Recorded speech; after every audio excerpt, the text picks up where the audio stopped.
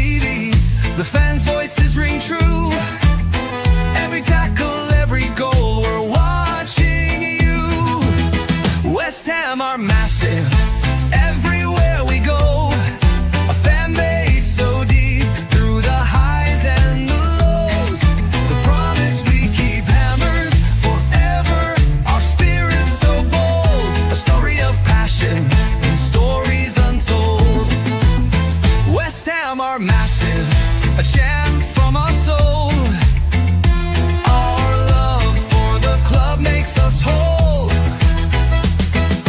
Bubbles are flying, the anthem we sing, from legends of the past, the joy they did bring. From Moore to Hurst, our heroes we praise, through Upton Park days and modern day haze. Hammers football, TV, the moments we share. Every victory sweet, every loss we repair. West Ham are massive, everywhere we go. A family so deep, through the highs and the lows.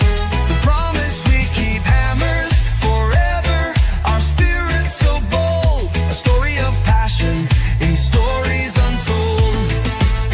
West Ham are massive, a chant from our soul.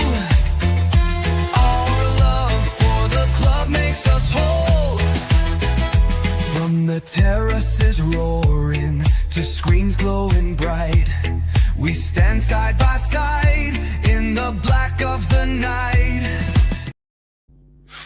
Good evening, everyone, and welcome to the Sunday Night Takeaway. Hope everyone's enjoying their Sunday so far. Weather's not been exactly great, is it? But we're here, so hope everyone's keeping well, like I said. Hopefully going to get some people joining us. As you can see, just me at the moment. Fuzzy's not feeling too well, so we know he would usually be on. But if anyone wants to join on, I'll put the link into the channel, and you're most welcome to come and join me. Let's just start off, as always, with the people in the chat as well. And starting off as usual. Good evening, usual. Good evening, all. Happy Easter, everyone. Absolutely happy Easter to everyone. Hope everyone's had a good one. Not too many chocolate eggs. Big up Lone Star, happy Easter everyone. Hope it's good for you as well. Big up Matt, big up panel in the chat. Falkirk was right, we were shit. Yeah, we'll come on to that. Pepsi, good evening, happy Sunday everyone. Matt saying if more players were as honest, fans wouldn't be so hard on the players. And this is the problem, isn't it? I mean, at the end of the day, why not say something? You know, at the end of the day, it's their livelihood, and they should own up to themselves. If they not feel like they've not done a good stint, put your hands up. No one's going to moan about it. I think, as Matt said, you'd actually appreciate that more if you actually said, you know what, I did have a bad game, but hey, we know that's not going to be the case. And Matt's also kind of also cheerio to Leicester City. So did we dodge a bullet there by not getting Van Nistelrooy? Did all right at Man United, but we knew it was going to be a hard task, and it's proved that. Just couldn't get it over the line, even though they did beat us, obviously. Matt's saying just need Ipswich's relegation to be confirmed, then we can relax for another season. Yeah, I think if you look at it, Matt, I don't think they're going to catch us at this stage. I think we're alluded to that. I mean, let's have a quick butcher to that table.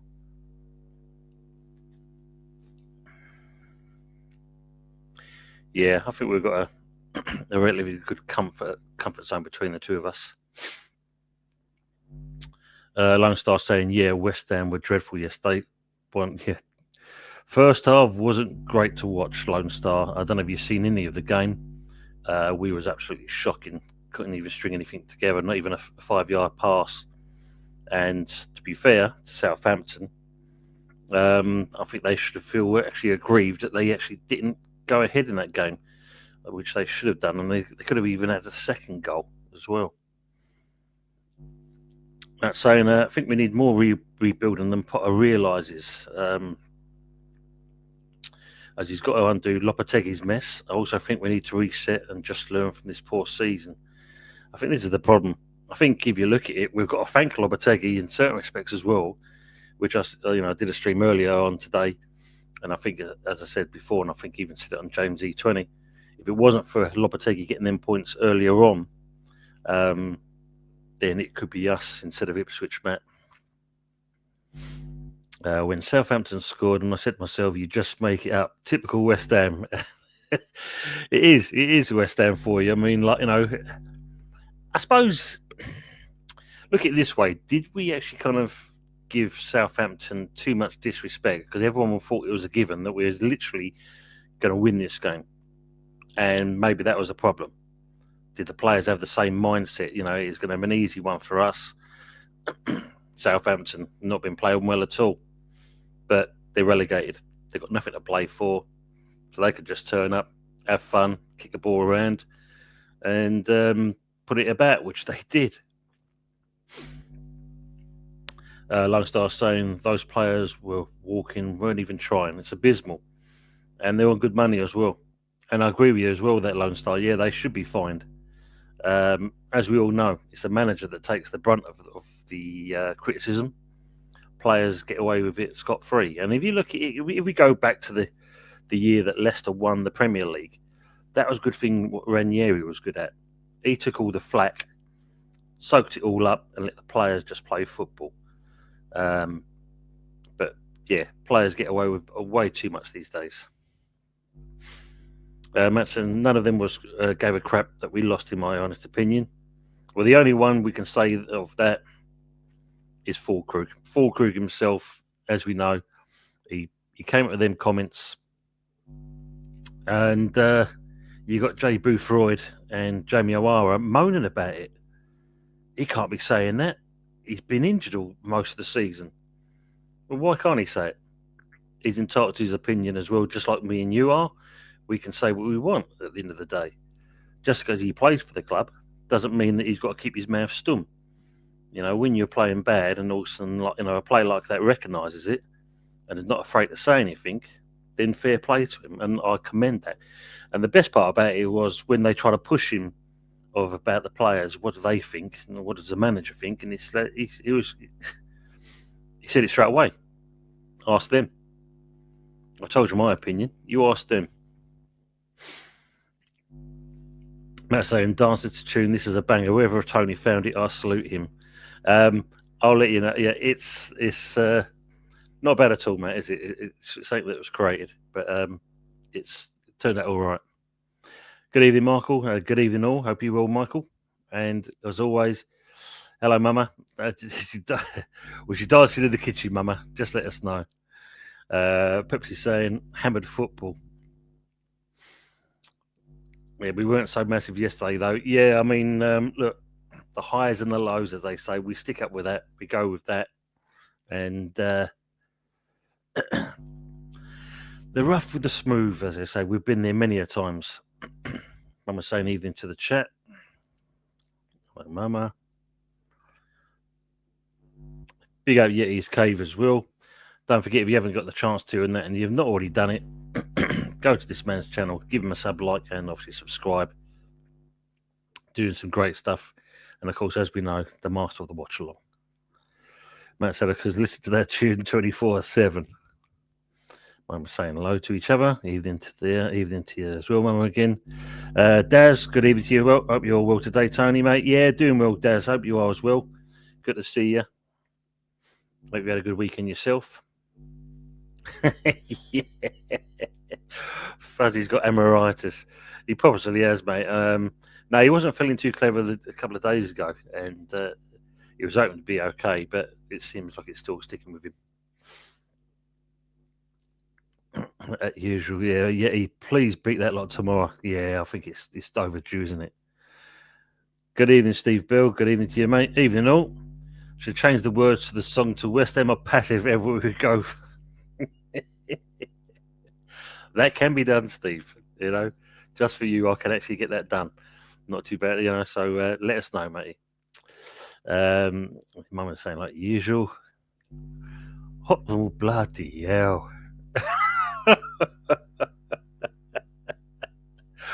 Wow.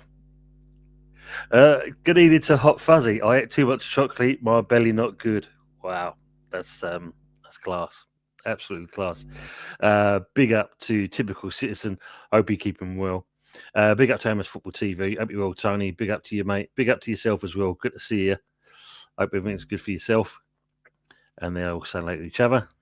And Hot Fuzzy's saying, and got bitten on the arse by the wolves. Yeah. There's some interesting results been going on there. Let's give my fellow esteemed... I won't use it because I'll leave it for a Thursday for this. I'll just say, good evening, Budgie. Good evening, Simon. How are you, mate? I'm good, mate. I'm good. Yourself? Yeah. You know, decorating the house at the moment because I'm trying to get ready to move. So, decorating the house, as you can see with my hands, they're all covered in paint. But hey, how are you? Yeah, good, mate. Good. Not too bad at all. Obviously, shocking result. But let's bring this man in. It's been a while on that, and I know he moans that he doesn't come on the channel. And, I kind of my ears being chewed all the time, Budgie. So let's bring him in. Good evening to the great man himself, Jose. Oh, good evening, gents. Do you know what? You're not going to believe this. This is what I'm going to tell you what a salmon I am. I've gone into your link that you sent to me. Sorry, you sent me in the WhatsApp tonight, right? I've completely dismissed what you sent to me, and I've gone to the one above, right? And I'm sitting in the back of episode 55 with a black screen, and I'm typing in, when's the show scheduled to start? And it's not, and then I'm looking in the comments, and there's like 6 comments there, and no one is commenting, and then my comment's not appearing, and I'm seeing it, and I've been sitting there since 10 to 8.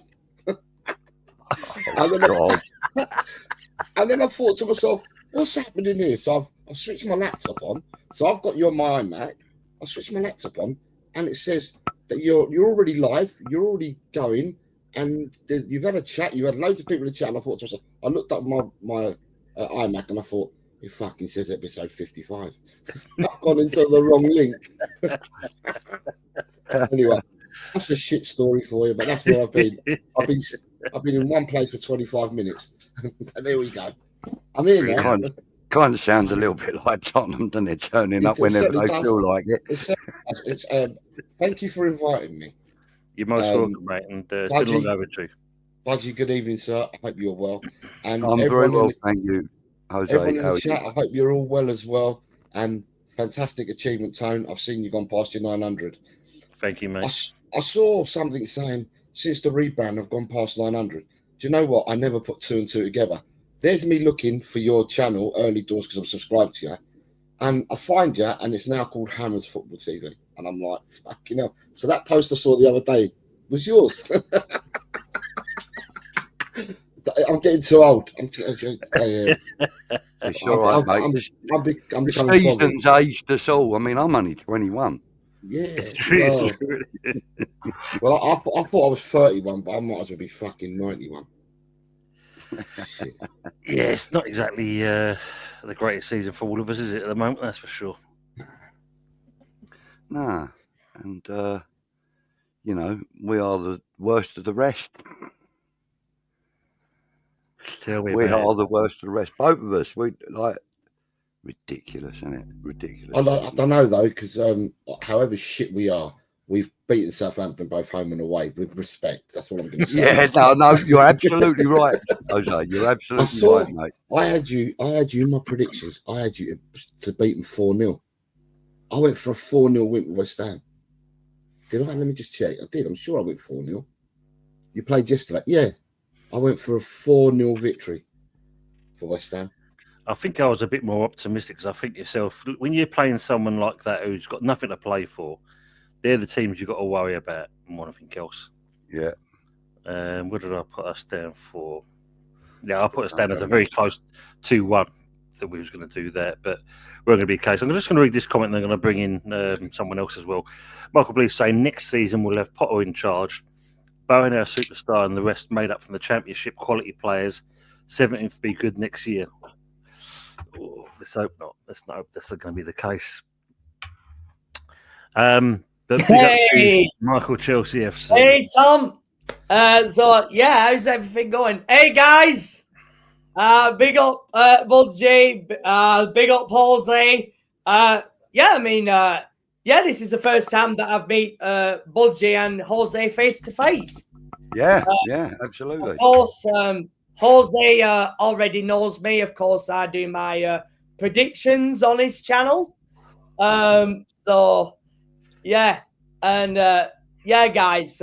In terms of us, it's not been a great season for any of our teams, has it? I mean, let's be honest. I mean, but yeah, I mean that stream that was tough. I mean, Chelsea's women losing 4-1 at Barcelona. I mean, not easy. I'll be honest. I mean, I was hoping we would compete with them, but we were outplayed in every aspect. I mean, I can't complain about that. I mean, if it hadn't been for Anna Hampton saving that penalty, it would have been 5-1. So, yeah, difficult, Tom. Yes, that's. I think that definitely sums up the season. Let's just catch up with some of the chat here and that. Big up to Cole Rossi as well. Good to see what's the crack. And Michael Shani's finished. Matt's saying the confidence is shot after Lopetegui. Yes, it's a bit of pill to swallow. We're still feeling the effects of it, and I think even if you look at the players, we've got it as well. It's what we do for what we clear out and what we bring in, which is not going to be much. Yeah, Michael, what was the score? Usually asking. Yeah, it was 4-1 to Barcelona's women. Yeah. Oh. But your blokes won today, didn't they? They won the Southwest 6 derby, didn't they? Your blokes today. Yeah, 2-1. Tariq George getting his first Premier League goal. So at least there's something to be positive about in this Chelsea camp at last. I mean, yeah, it's going to be tough though with our team. Honestly, we rely heavily on Cole Palmer, and without him, it's difficult, guys. Seriously. Yeah, this is true. I mean, like, not being funny, when you look at Arsenal, you just got to look at Saka. Saka out of the team and they kind of struggled, even though they got some of the results. But with you guys, it definitely is with Carlton. Without him and that, you're a non-entity. I mean, obviously, Jose, we're looking at Spurs. I mean, I know you've had. Sorry, mate. Sorry.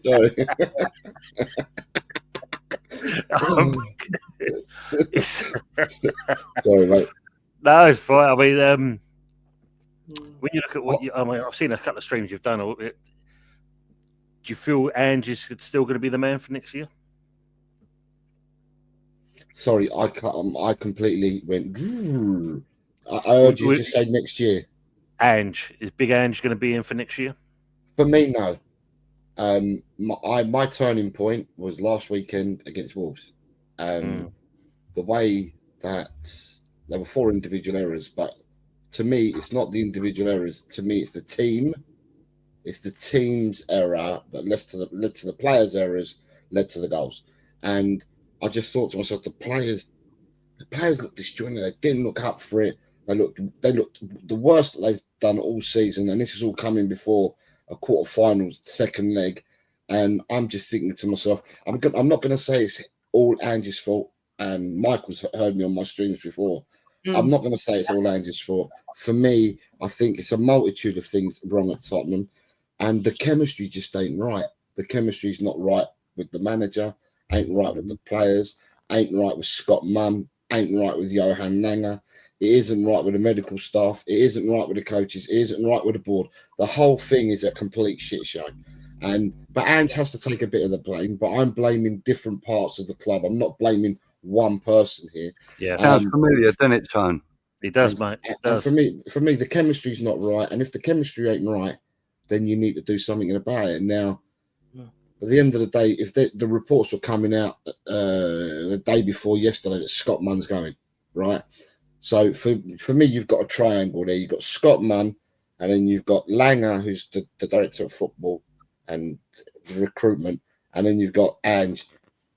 There's a certain chef in the background, Don Paratici, who's coming back from his ban in June. Couldn't go to Milan for whatever legal reasons that have happened over there. So he's still a free person out there. If we bring him back to the club, then he sits in Munn's position. He gets rid of Langer because he'll bring Gabardini back, and he won't work. He won't work with Ange because Ange is not his manager. He will bring his own manager in. So there needs to be changes at the club. I mean, today I was on FHTV earlier on this morning, and we were saying, well, I was saying, if we go on and win the Europa, I felt that we were 5 players light already at the start of this season. If you win the Europa, you go into the Champions League. We're still another 5 players short for Champions League. So basically, you're 10 players short if you go into the Champions League. Otherwise, there's no point taking part because you'd just be a laughing stock. And knowing our club and knowing the way a little dictator at the top runs the club, it's going to be a bit difficult to try and bring all these players in. So basically, it's just a complete shit show, to be honest, at the moment. And it's something that you need someone to come in, and probably it's either Paratici or someone to come in with fresh eyes, who have not been employees of the club, because Paratici has been a contractor, has not been an employee, to look at it and say, right, this is wrong, that's wrong, this wrong, that, and do an autopsy of what happened and open surgery on what happened this season, and probably some of last season as well, and just try and rectify it all. I was thinking about West Ham the other day and thinking, you won the Conference League, and your form in the Premiership, if I remember rightly, weren't that great the year that you won. We finished 11th, wasn't it, Tone? No, 14th. We actually finished 14th. 14th. 14th. My apologies. But in the Conference League, you hardly lost a game. It doesn't matter. It's the Conference League, right? That doesn't matter. No, we went through it unbeaten. Yeah, I was we are say, still, and we even at the end of this tournament, we will still be the only team unbeaten. Because unfortunately for them, Chelsea got beat this week. That's right. Yeah. So, I'm really hoping Chelsea go on to lift that trophy, because again, it will then mean that trophy means something to people in this country. At the moment, everybody's going, but it's just a third-rate club. Listen, right? You have to face what's in front of you, no matter what fucking competition you're in. Agreed. Right? You could go into a schoolboy competition with the best Chelsea team in the world and get beaten. You could. It could happen, with the best West Ham team in the world. It could happen, right? What I'm saying is that to go through a competition like that, we had 2 draws, I believe it was, during the whole of that competition. And we went through that unbeaten, which is, for that competition, it's a record, okay? And that competition is gaining momentum, right? Tottenham have been in it, okay, they didn't do so well. We went into it, we won it. Villa were in it last year. They didn't win it, did they? No, they went out in the semis, I think. Semis. Yeah. And so now Chelsea, the British people are kind of relying on Chelsea to bring it back again. And because, listen, I don't care what anybody says about the stature of the competition, right? What that meant to 250,000 East Londoners, right, is priceless. You can't buy that for money. Do you know what I mean? And, I'm not knocking anybody in particular. I'm just saying that the general consensus of people out there is that it's a third-rate competition. Why should we bother with it? But if Chelsea win it, people's eyes are going to be on it again, because now all of a sudden a Champions League winning team have gone into that competition, and they'll be the only club in Europe to have won every major competition available to a European club. At the moment, there's only one player that's done it, and he done most of it with Chelsea. Yeah, Emerson. Yeah, but what I was getting to is that you guys went and won. If I remember, because I'm trying to go on memory. You guys went and won, and I thought that you were unbeaten that year, but you finished. You didn't finish as high up as where you wanted to in the league. But yet you won that competition, and I think the hope for West Ham at the time was that winning that competition would Because you then went into the Europa after on the winning that, Yes, didn't you? we Going did, to the and Europa. lost in the semi-final. And then what you want is you want to attract a better player. You want a bit, you know, you want West Ham's lifted. You've lifted your club further onto the map because you won the conference. You then go in the Europa, and then you expect to push on. I don't know quite whether you've pushed on, but No, I'm looking similarly that we are in a similar position to West Ham. That's the Europa League, and we didn't go unbeaten, but we've reached the semi-final so far, and we're in a worse position in the league than what you guys were when you won it.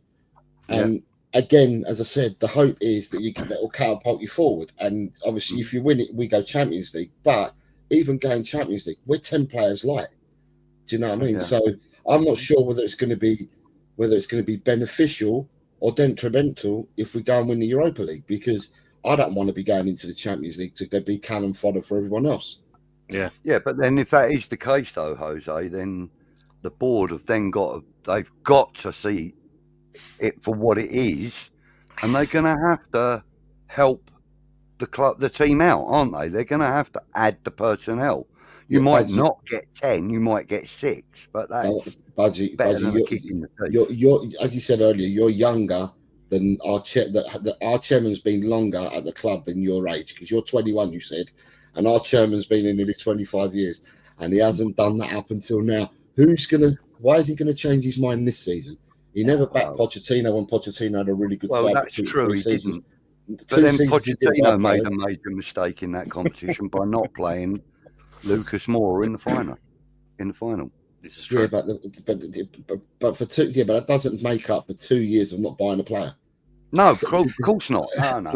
We all know that Levy obviously is the He's the biggest stumbling block in the club. Levy's only the mouthpiece, really, for his father-in-law. He don't even talk. But he don't even talk. There's not a mouthpiece for no one. He don't talk. No, But you know what I mean, though. He's the front man for Louis, his father-in-law, isn't he? True. The old man. True. On my way back in the check, so I'm quickly going to go through some things here. Big up to Yeti's Cave for becoming a YouTube member on the channel. Appreciate it myself. Hey, good man. Tony, good evening, Tony, Tom, Mama Carl. And they saying like everyone as well. And Carl's saying the real one. Even into there. Big up to Views on Sport. Evening, mate. Hit the like button, people. You're saying there. And big up to Views as well. He's got over the 1K mark as well. Fair play to him and that. And if you get the chance to, give him a share, like, and subscribe as well. Just like with Jose, Budgie's channel, Green Street Elites, and obviously Michael Chelsea as well, please. Yes. Agree on this as well. Aaron Wan-Bissaka and Alvarez were big misses yesterday. We did miss them. Yeah, where was Wan-Bissaka? Was I he don't injured? know, I think he might have been injured. There was something else I read, but I don't know if I want to believe it or not. What's happened to Somerville? I've not heard Somerville's name for ages. Injured. No, Somerville's got a torn Achilles tendon or something?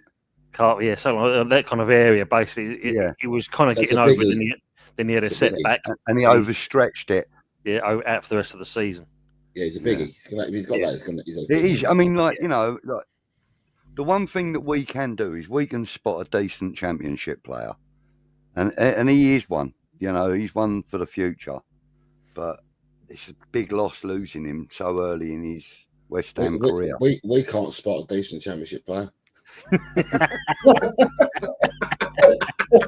Sorry, I just thought I'd get that in there.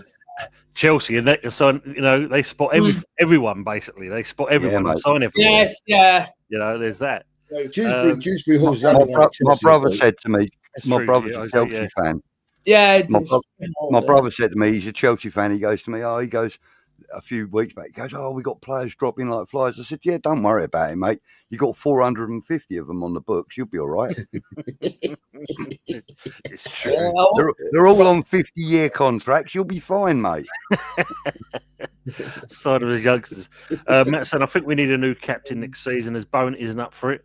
No disrespect to him, it's a burden in my honest opinion. And I agree on that. I do believe it is. I do. I think it's a burden on him. And I think we spoke about this when he first got it, Tone.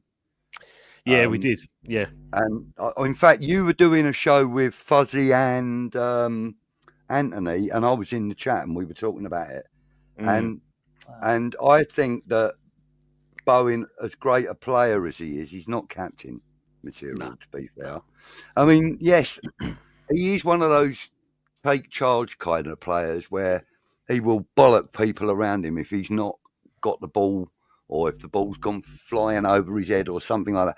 You know, yeah. But I mean, like I've mentioned before, I like to see a captain in just about every position on the pitch. Whether they've actually worn an armband or not is irrelevant. You know, I just like to see players take command of their job. Do you know what I mean?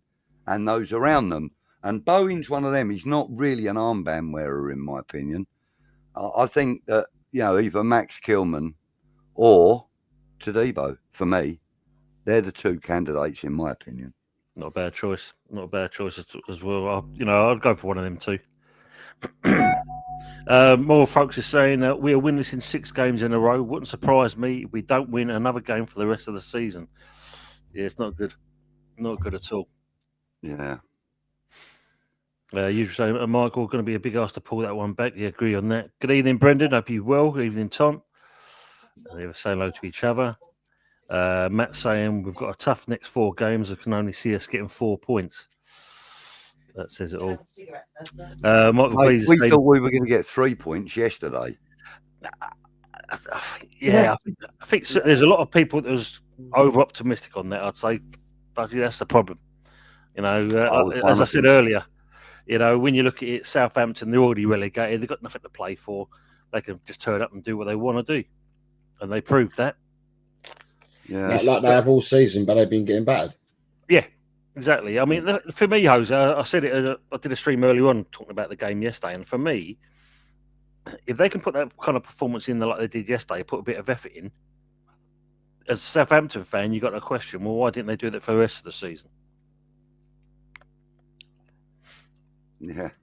Michael Blees saying, need to change our song to West Ham United passive everywhere we go. They were saying that. Yeah, Fuzzy, I'll pass on to the Fuzzer. I will make sure he gets the message. Oh, what's up with him then? He's not feeling too clever at the moment. Oh, no. Yeah, otherwise he would have been on tonight as well. There's Yeti's Cave, his channel. Mama, you're a legend. You do it all the time. Hot Fuzzy looks like Shrek if he was green. Yeah, that was a brilliant thing of him. Villa were brilliant yesterday. Fair dues to him, yeah. You know, it's comedy. Good evening, Frog. Evening, Tony, everyone. Amazon Anonymous meeting now open. We're definitely there as well. Big up to Arsenal, Manic.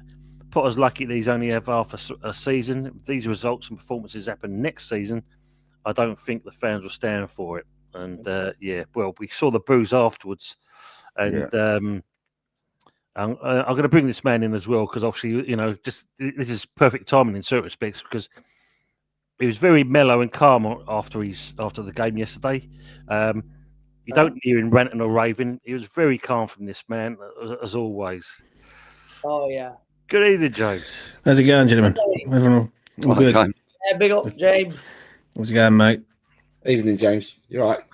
Yeah, all good, mate. mate. All good. 24 hours since shite, but you know, is what it is, isn't it? But it wasn't good yesterday, I must admit. I did like the intro. Because I wasn't calm yesterday, mate. I completely lost the plot, and I don't blame people for having the time. No, not at all, mate. Not at all. Really I mean, even when I jumped on with yours one yesterday, I think we all come to the same conclusion that, you know, you don't mind if someone puts a bit of performance in, but when you see the players, especially that first half, it's yeah.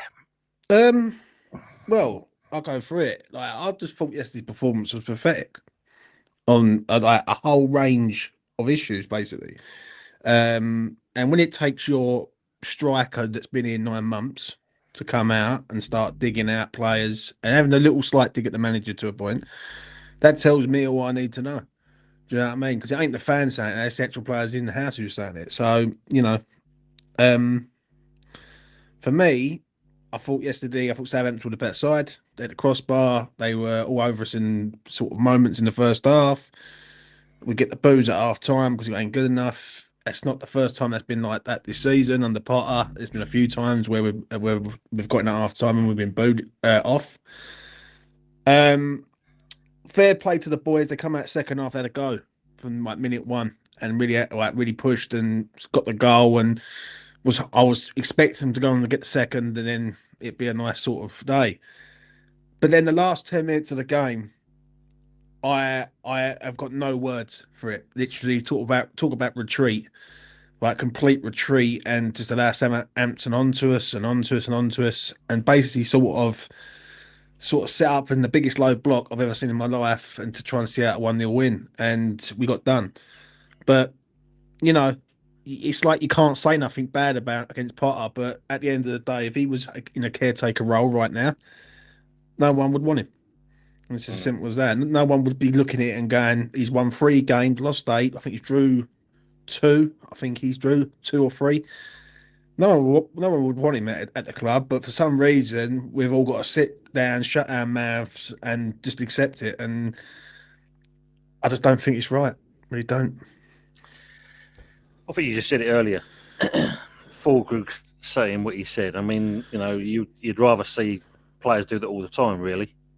I mean, I see something earlier on Jay Boothroyd and Jamie O'Hara saying that he can't say it.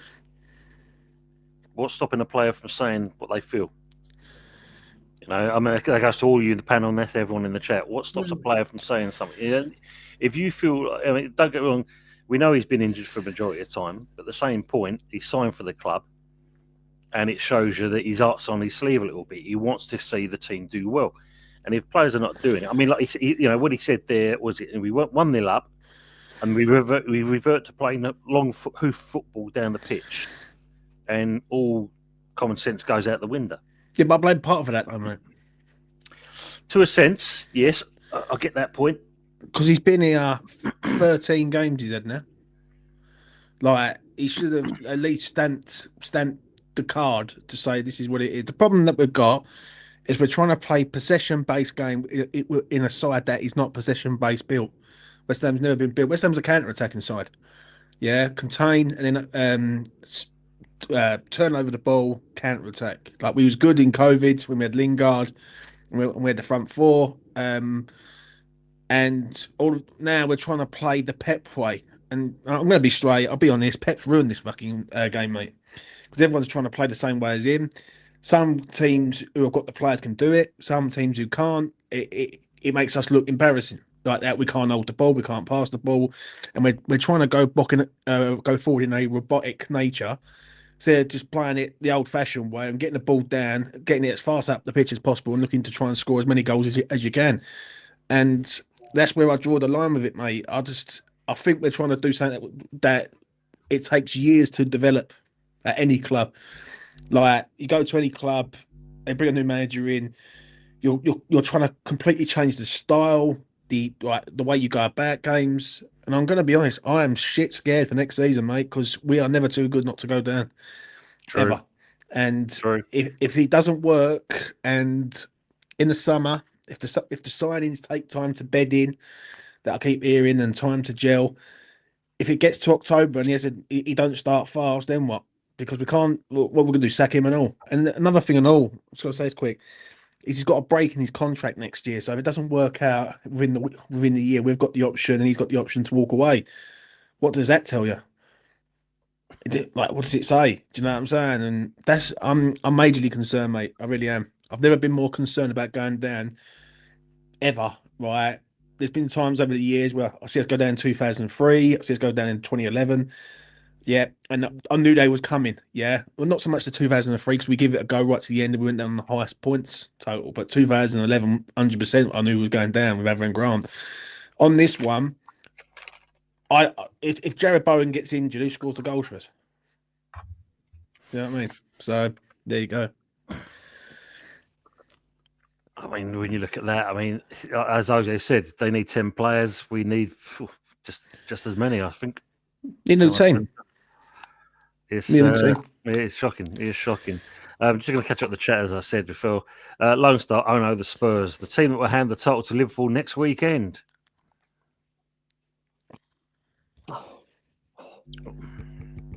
Muted, I think. So Arsenal he's in bloody Canada now. Arsenal need to get past Palace. He gets around, doesn't he, old Lawrence? Yeah, Palace is not going to be an easy game for you either as well. I mean, they're a very hit and miss team as well, though, aren't they? Yeah. Let me just catch back up on this anyway, and we'll go back to that, what we was just talking about. Lawrence, often from Bradford, Ontario, Canada. Bloody hell. Yeah. Yeah, what's he doing in Canada? Michael Blees saying, "Oh, Budgie, watching that paint dry, probably better than the football at the moment." Oh, mate, you want to believe it? Quite exciting. Yeah, usual saying, "You're not Lex and Lawrence tonight, not at all." Big up to words and pitch as well. There's a disconnect between players and managers. Moyes, Lopetegui, Potter had this problem. Is it that the dream players are sold when signed is different to the reality after them by the managers? I don't know why people keep mentioning Moyes. I really don't. Like, Moyes left last year. We spent 150 million in the summer window. It's a fresh slate. What's he got to do with Moyes? Like, this is all on Sullivan, right? And I said it last year. People looked at me, took the piss out of me on E20. Yeah, said, "Oh, he's just a fat chav that doesn't know what he's talking about." Yeah, and I knew this was coming, Tone. I know this only like the back of my hand. Yeah, I knew he was going to go cheap. I knew he was going to go with a free signing, as in manager. And no one should be looking at managers. They should be looking at him and saying, "Why have you let this? Why have we gone from being 6th, 7th, 14th trophy, 9th, and then now we're dropped into 17th?" That's a major drop from being a side that, listen, I wasn't going to expect us to be top 10 every year for the next 10 years. I'm not deluded, but to go from being 9th last year to 17th this year, because that's where we're going to end up, 17th, because I don't see how we win another game this season, other than Ipswich probably, right? To go from that drop, that's dangerous, that is. Massively dangerous. Like, and we've only stayed up because there's 3 worse teams. We are let's get this right. We are the worst team in the Premier League for next season. Yeah. Jose's disagreeing. He's saying there's a team called Spurs apparently, James. Probably going to be worse than us. But the thing is with Spurs, right? And I'll go in defence of that a little bit. Spurs have got the Europa League now. If Spurs get to the Europa League final and win it, then they could accept this season as it being a write-off. But they've got Champions League, and their season turns around in a space of 3 games. They beat them at that side over 2 legs, and they beat either Manchester United or Atletico Bilbao in the final. Their season goes from being an absolute disaster in the Premier League to absolutely being turned around by 1 competition. Like ours was in 2013, 23. Yeah, so it's one of them ones really. Like, if he doesn't win it, then you can sort of say it's been a shit season, bad for them. But if he does win it, talk about a recovery mission, isn't it? True. It's no recovery mission because we're still shit in the front. Your bread and butter is the Premiership, and we have lost more games. Well, Wolverhampton have lost as many games as us now, but the only teams that have lost more games than us are the 3 teams in the bottom of the table. They've lost. They're in the 20s in games lost. We've lost 17 games. We're joint with Wolverhampton Wanderers. So how many have we lost? 15. I don't know about that though, Jose. If I'm being real, because you just said to yourself that this season was going to be a write-off, but you was guaranteed to win a trophy this year. I don't think many Spurs fans would have turned that down. We're not guaranteed though. I think you're guaranteed to get to the final. I think you beat that team over 2 legs. I know they're yeah, I really do. Right. I think you get to the final, whether or not you beat Atletico Bilbao or Manchester United. I think if it's Atletico Bilbao in Bilbao, I think it's hard. If it's Manchester United, it's a 50-50 toss of a coin drop. Like, and it's as simple as that. How have you done against United in the league this year? Beaten them all 3 times we've played them. We beat them 3-0 at their gaff. Yes. We beat them 1-0 at our gaff, and we beat them 4-3 in the cup when we were 4-1 up. Yeah, but this is a final, though. This is a final, Jose. Yeah, it's Manchester United with Hoyland, Ericsson, Ugarte. I mean, the names trip off your tongue. The only player that Man United have got that's any good is Ratface Fernandes. The only player. The rest of them are shit. Completely shit. Yeah, you're not wrong there. It's the worst Man United side I've seen. I remember Man United being poor in the 70s. They were really poor in the 70s. And the side that I see now is worse than that team I saw in the 70s. Absolutely, I agree on that. It's probably the worst side I've ever seen. I'm 38. I never see Manchester United bad. Oh, you're older than me, then. You can go back further than me. Then. Of course, you know what I mean. I had a good paper round. That's what it was. Frog say Wolves have now won 5 on the bounce. The last time we did that was in 2006. It's just taken us almost a year to win 2, but bright times are ahead. Apparently, Jesus Christ! If you read into that. He's got a flashlight then. His bright times ahead. Do you know what I mean? Okay, hell. Pepsi saying Spurs fans wearing Liverpool shirts next week, all singing "You'll Never Walk Alone" in unison. Give Jose credit. Yeah, we know that's not the case. Big up to Aces as well, and also to be saying that the budgie as well. Lawrence saying West Ham have driven me to drink, and that is a short trip. Low Star said raging alcoholic, more like. Dear me. Yeah, Matt said he went 3-1 for the result, Jose, so we both got it wrong. Steve Bell went for 2-2. Didn't have any confidence at all, to be honest. Aces is saying Saka might have injured his ankle ligaments today and is a major doubt for the PSG game. That's Arteta for you. That's Arteta. Yeah. Push. Oh, good Lord, it's Northern Chelsea now. Look. Lord's down under that. Lawrence is saying, who the hell let Michael on the screen? Good evening, Exponential Anger. Good to see you as well. Evening, gents. Hope everyone's surviving. We're trying our best to, aren't we? Arsenal next saying Nottingham Forest, will they be able to cling on to the top 5 or will the experienced teams rise to the top? I personally think they'll miss out on the top 5. Well, obviously, the result today has pushed them into 6, but they've got obviously, if they get the result tomorrow, then it changes it all again. I'm glad you said it. Yes, it is one of those. Brendan's asking a question from Michael Chelsea. Yeah. How many of those jumpers do you own? He's got. Oh my God. Good goal by Pedro Neto today. Must be usual. Yeah. Good evening, Richo, as well. Good evening, guys, and all in the chat. Hope you well, Richo. Yeah, big up. And also there. Lawrence, lovely Easter Sunday in central Kentucky. It is not. Yeah, it wouldn't exactly been. It's not been great today, is it? That's for sure. There you go, Budgie. Look, he's visiting family in Canada. That's why Lawrence is there. Oh, right. Cool. There you go. Even though you lovely. Michael Blees is saying Wolves' new manager has got them playing 5 wins on the spin with average players. So what's Potter's excuse? I think James has covered that already, basically. I don't know what to do, mate, with him, if I'm being honest.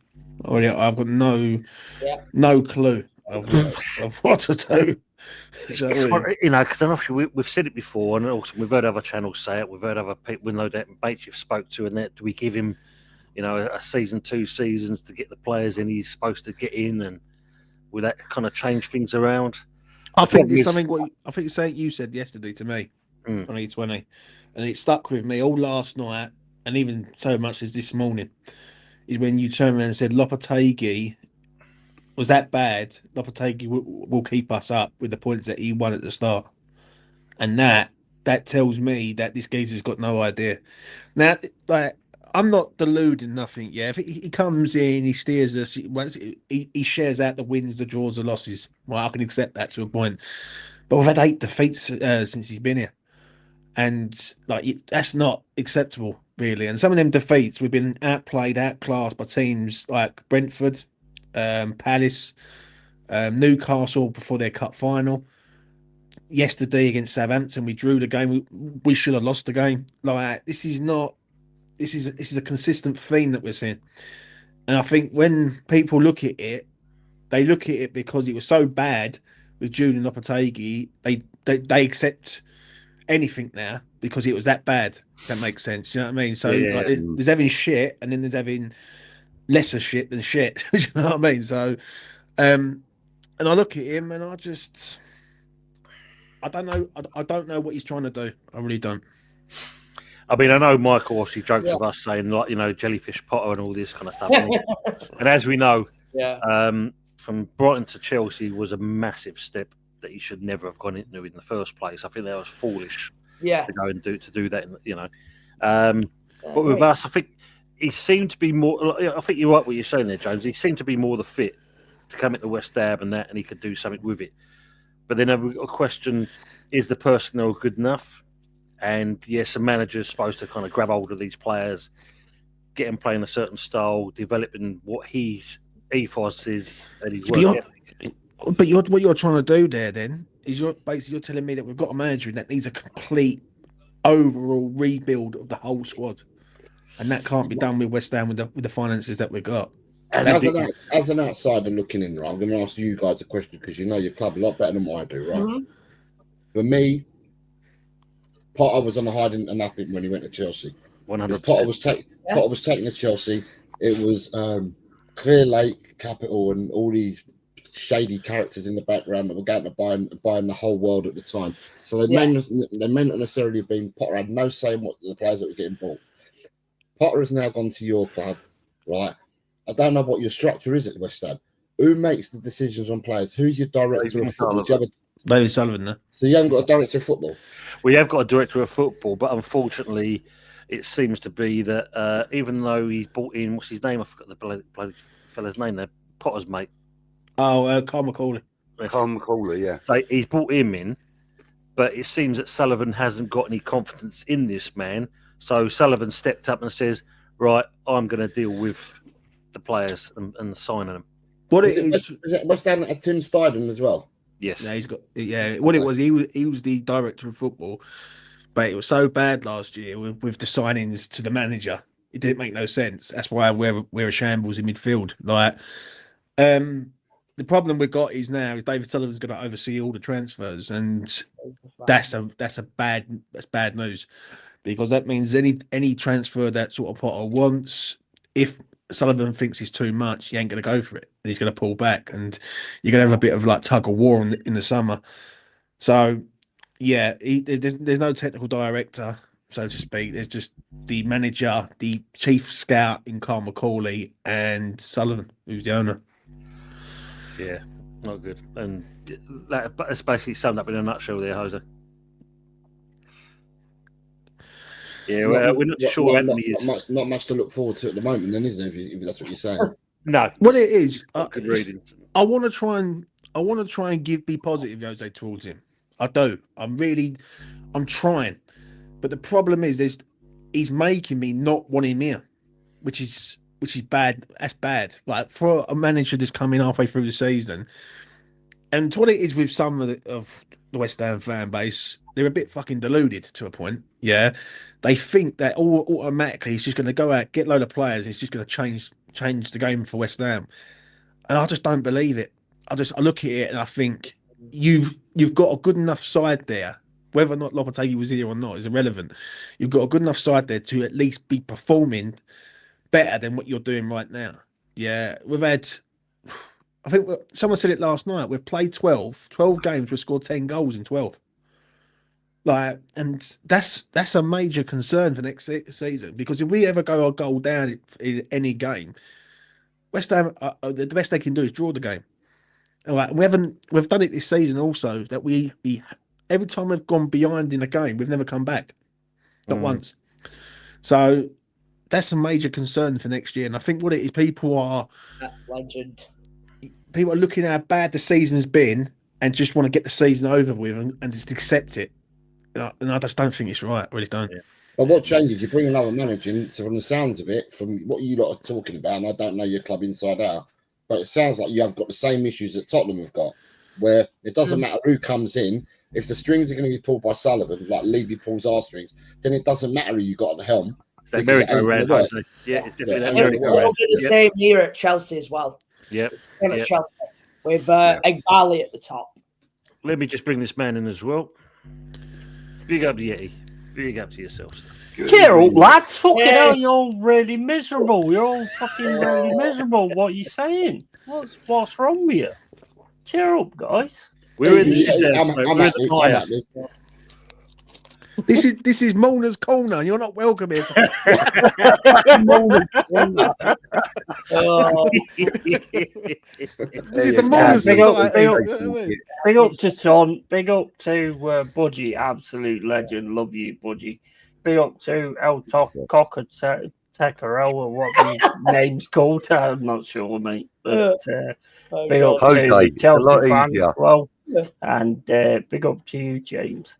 And Elto Cockerell, I've got it right this time. Mate, you're in for one tomorrow. You're in Do you for one Do you tomorrow. reckon? I look forward to it. Yeah, I really look forward to When it. I think people we can when- expose you. When people talk to me like that, I really look forward to it. Mm, It brings the best out of me. Yeah. absolutely. That's how it should work. That's how it should work. Are you worried that Yeah, you Yeti, maybe you should go and do a little stretch in the Tottenham changing room before the game. Oh, I don't think I'd be able to stretch, mate, to be honest. Yeah, but Oh. yeah, are you a bit concerned that you're starting to drop down and all the teams are closing in on you a little bit? I am concerned, but to be honest, Tottenham's the best team that we could face right now because they have a very sort of attacking mentality, which works the way that we know, the way that we play on the counter attack. Did you watch us last Thursday? Yeah, I did. Yeah, We I didn't- watched a we- few we- games. We were counter attacking. We didn't attack. We were counter attacking. Yeah, but you're not very good in defence, though, are you, mate? Oh, did we not look good? We kept the clean sheet in Europe last Thursday. Did we not look bad? Yeah, but that's in Europe. That's like going into like little Mickey Mouse things, isn't it? Okay. But you know, I mean, I'm sorry, but the way you play, you go very attacking, Don't be which sorry. works for us. It Yeah, works for us. Don't be sorry. Tomorrow night you'll be all right. But don't be sorry. Yeah, is Callum Hudson-Odoi fit? I think he's fit for it. I mean, I've not seen any information on it or whatever, but I know everybody that goes on that pitch is going to give it like 100%. And I think Spurs are probably the Callum best team we Hudson-Odoi, can he's beat the one right that's now. going to get in behind Tottenham. See, I mean- if Jed Spence plays, right, he's got enough room in his other pocket. He's got a few of the Premiership players. in Yeah, the I pocket. remember when he played for us. Yeah, He's got Salah and a few others in his pocket already. But he's got yeah, another pocket. true. He's got another True. pocket, and he's got room. True. He's got room for a few players there as well. We'll just go out the way I'm of looking him forward then to and go tomorrow. into the other shit defenders, and we'll get through that way. Yeah, they are shit, aren't they? I'll tell you what, I'm so looking forward to playing you guys tomorrow. It's beyond belief. I am, mate. I can't wait. I was about to say there, Tony, that Europa Cup semi is much weaker than this season's Carabao Cup. Yeah, he's not looking good at the moment, that's for sure. Spurs and West Ham battling for 16th position. No, I think James already said it. Definitely going to be 17th. Both useless. Yeah, we are at this moment. He's saying obviously got to beat the Spuds tomorrow. Most are saying, Budgie, winning the Conference League is like suggesting I won an egg and spoon race on Sports Day in 1978. See, that's what I'm talking about. That's what the general population would talk about that competition like, you know. But, you know, there is a lot more prestige to it than that, you know. Well, it's better than any other competition, isn't it? You know, he's an Arsenal fan, that Lone Star, isn't it? Mate, they celebrate dinner plates. They celebrate they charity got shields, to. apparently. Yeah, that's it. Yeah, dinner plate, charity shields. Yeah. Listen, you got a dog called Win, mate, and you don't win, so there you go. I won't be told by any Arsenal fan. You know what I mean? Dog called Win. Pepsi saying that he would rather look at the pitch and present Chelsea the trophy if they win it. Lawrence is saying, I love Fulkrug's comments after the match. He was spot on. I He had did. the faults Yeah. of the fans. It's nice to see players actually coming out and saying things like that because it means something to them. Yeah, and also Yeah, it's man. nice to see when a player's being honest like that, that the fan base have got behind him from one sentence in that post-match. Yeah. The whole fan base have got behind him Yeah. to a degree. Those of us that were kind of like, oh, you know, we can't use him, blah blah blah. But yeah. Hang on. thing is, I'll just say this quick. Yeah, Is it's this the refreshing. is this the fellow that spoke out yesterday or something? Yes, yeah. Full crew. Okay, sorry, because I don't know. I heard the tail end of your conversation earlier. So, what did he come out and say? Because I heard you not saying, "Are you right or wrong for speaking out and stuff like Oh that?" no, he's Right? 100% right. He was talking about 100% mentality. right. He was, He's he was 100% talking right. about mentality. He was talking about we're playing Southampton at home. He wasn't being disrespectful to Southampton, but he was basically saying there's one side of the team that wants to attack, there's one side that wants to defend, and it seemed like every single time we was going backwards rather than going forwards. And he was just blatant. It was brutal, but it was honest, and it was not like a PR sort of like media trained person. He came Every out, fan loves that when a player comes out and and just he says even it the said way it on is. Sky Sports News. He says we were shit on Sky Okay, Sports but, News. He actually said but it was shit. the fans like that, right? But I haven't heard the interview. The fans may like it, but your fellow players may not. Because if you shone a light on certain players, they may not. Yeah, I It's think true. it needed to be said though. That's the Yeah. only thing I will say. The It one thing, it sorry, needed to be James, said. I mean, one Like- thing he did say, Jose, is the fact of we go one go up, and then we revert to hoofing the ball down the pitch, and that's how he kind of literally worded it. He goes, "Why we do that? I don't know." And then the commentator asked him, "Well, what are the players thinking?" That he says, "Well, you need to ask them." I'm angry. Yeah. I'm angry. Simple as that. What it is, you've got a geezer who's playing the Champions League final. You know what I mean? And like he's been close to winning like honours.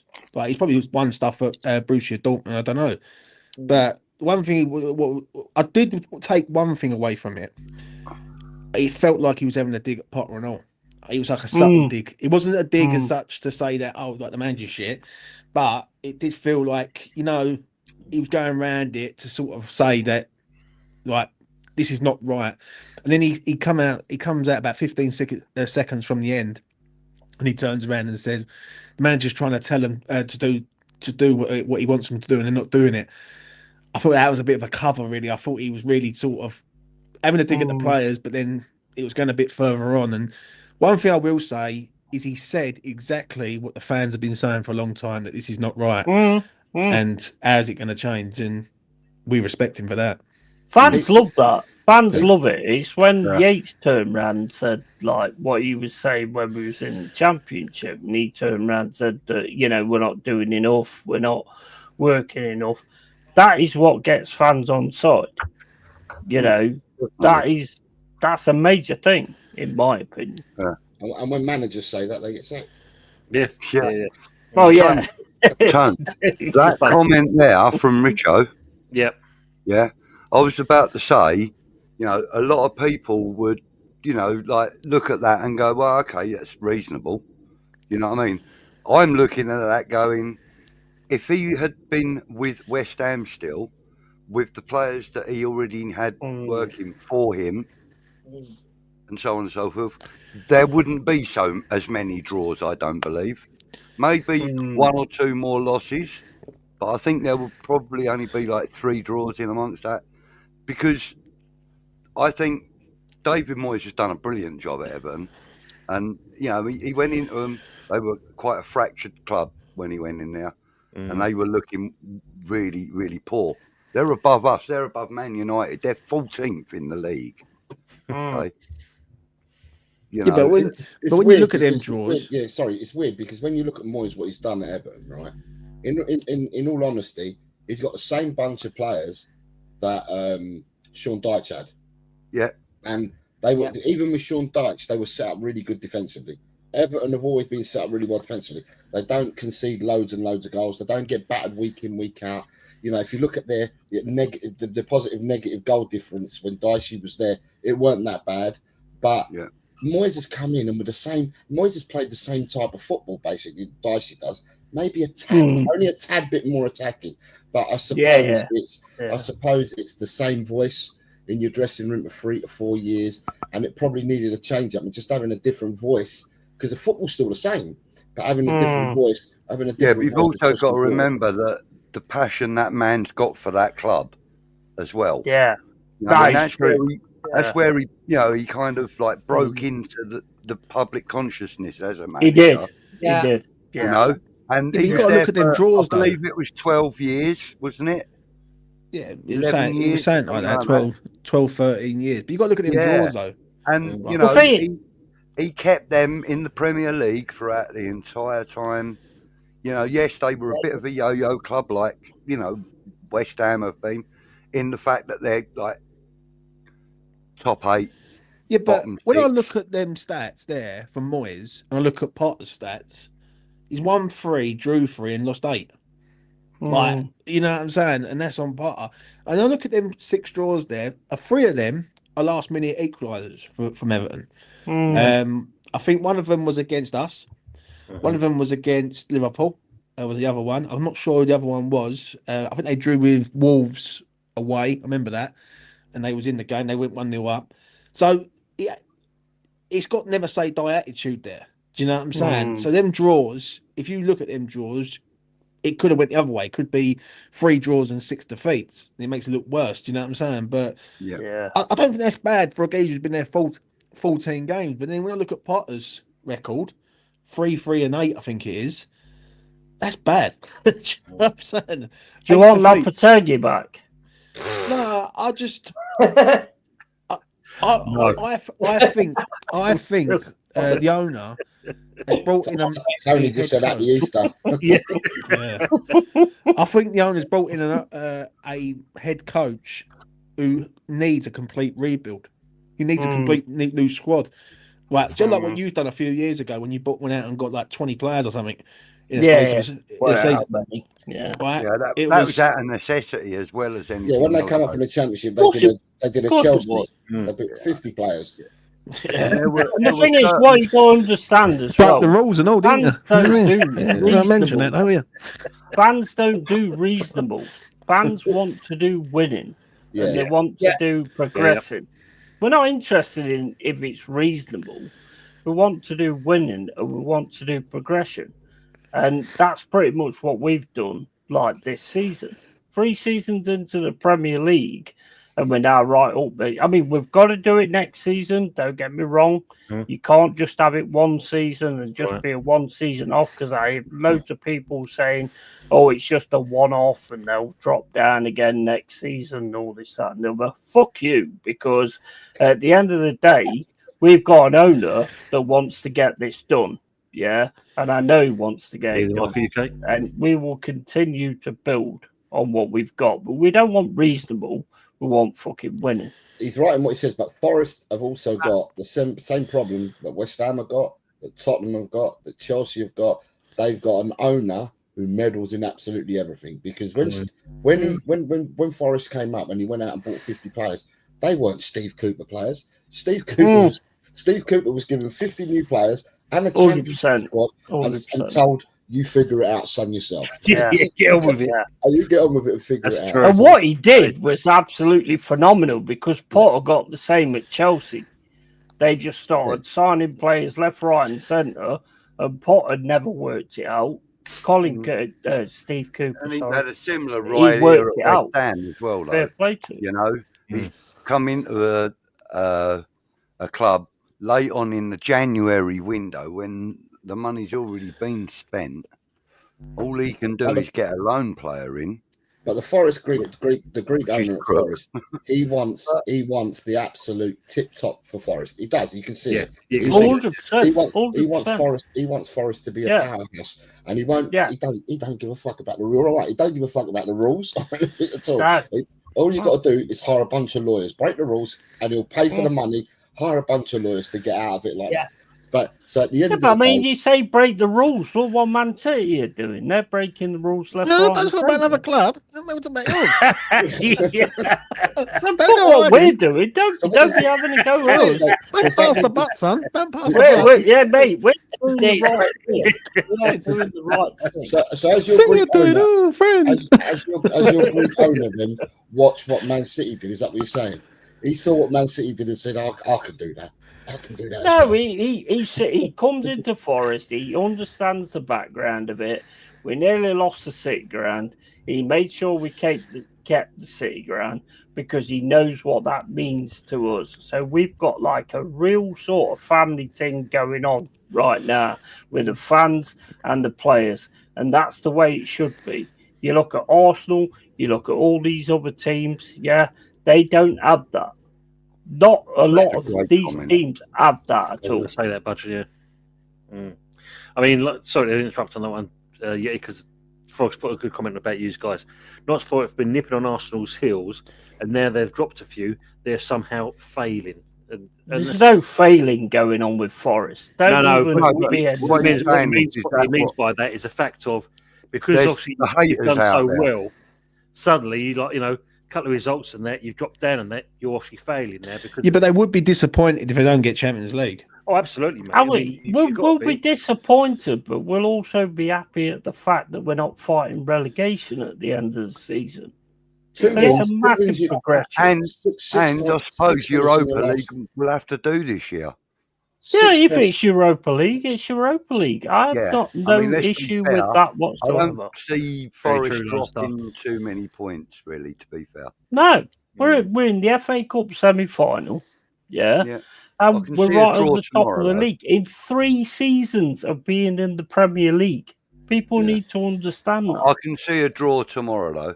But you need did have 6 to break points. the rules to get there, though, didn't you? Yeah, let's be honest. You know what I mean? Yeah, Like, but I mean, let's you have to let's break lie rules, about it, mate. you know what I You mean? have to break rules. You've you have got to good sell the solicitors drugs in Nottingham, and I've all heard. that kind of stuff. You Yeah, have to do these things. Forest have not failed.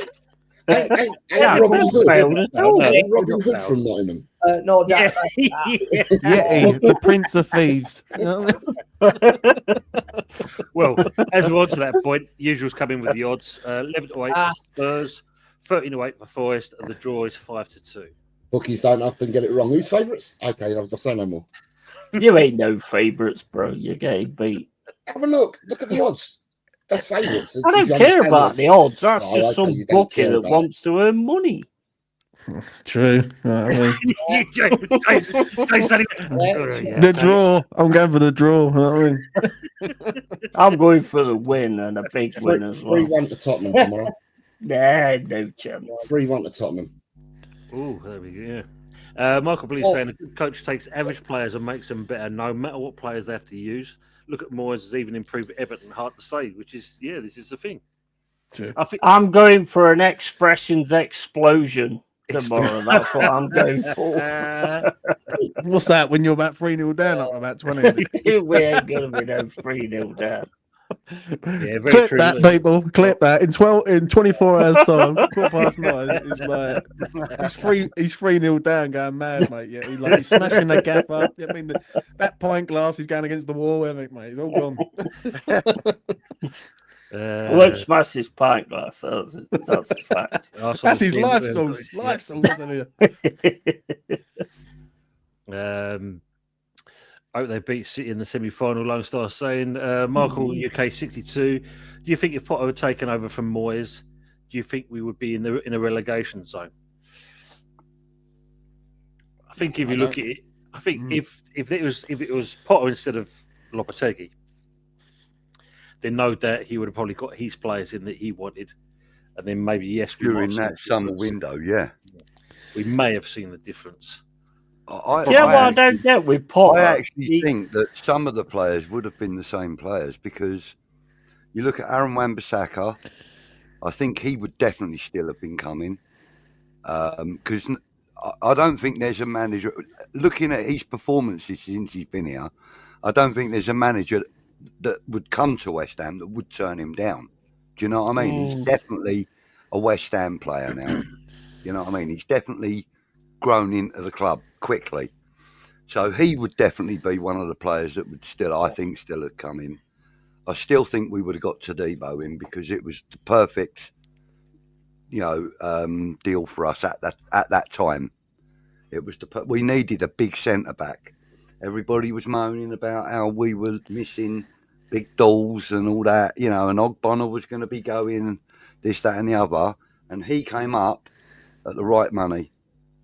I think he would have come in anyway. Because let's be honest, did Lopetegui have a lot to do with the transfers? And did Steiden?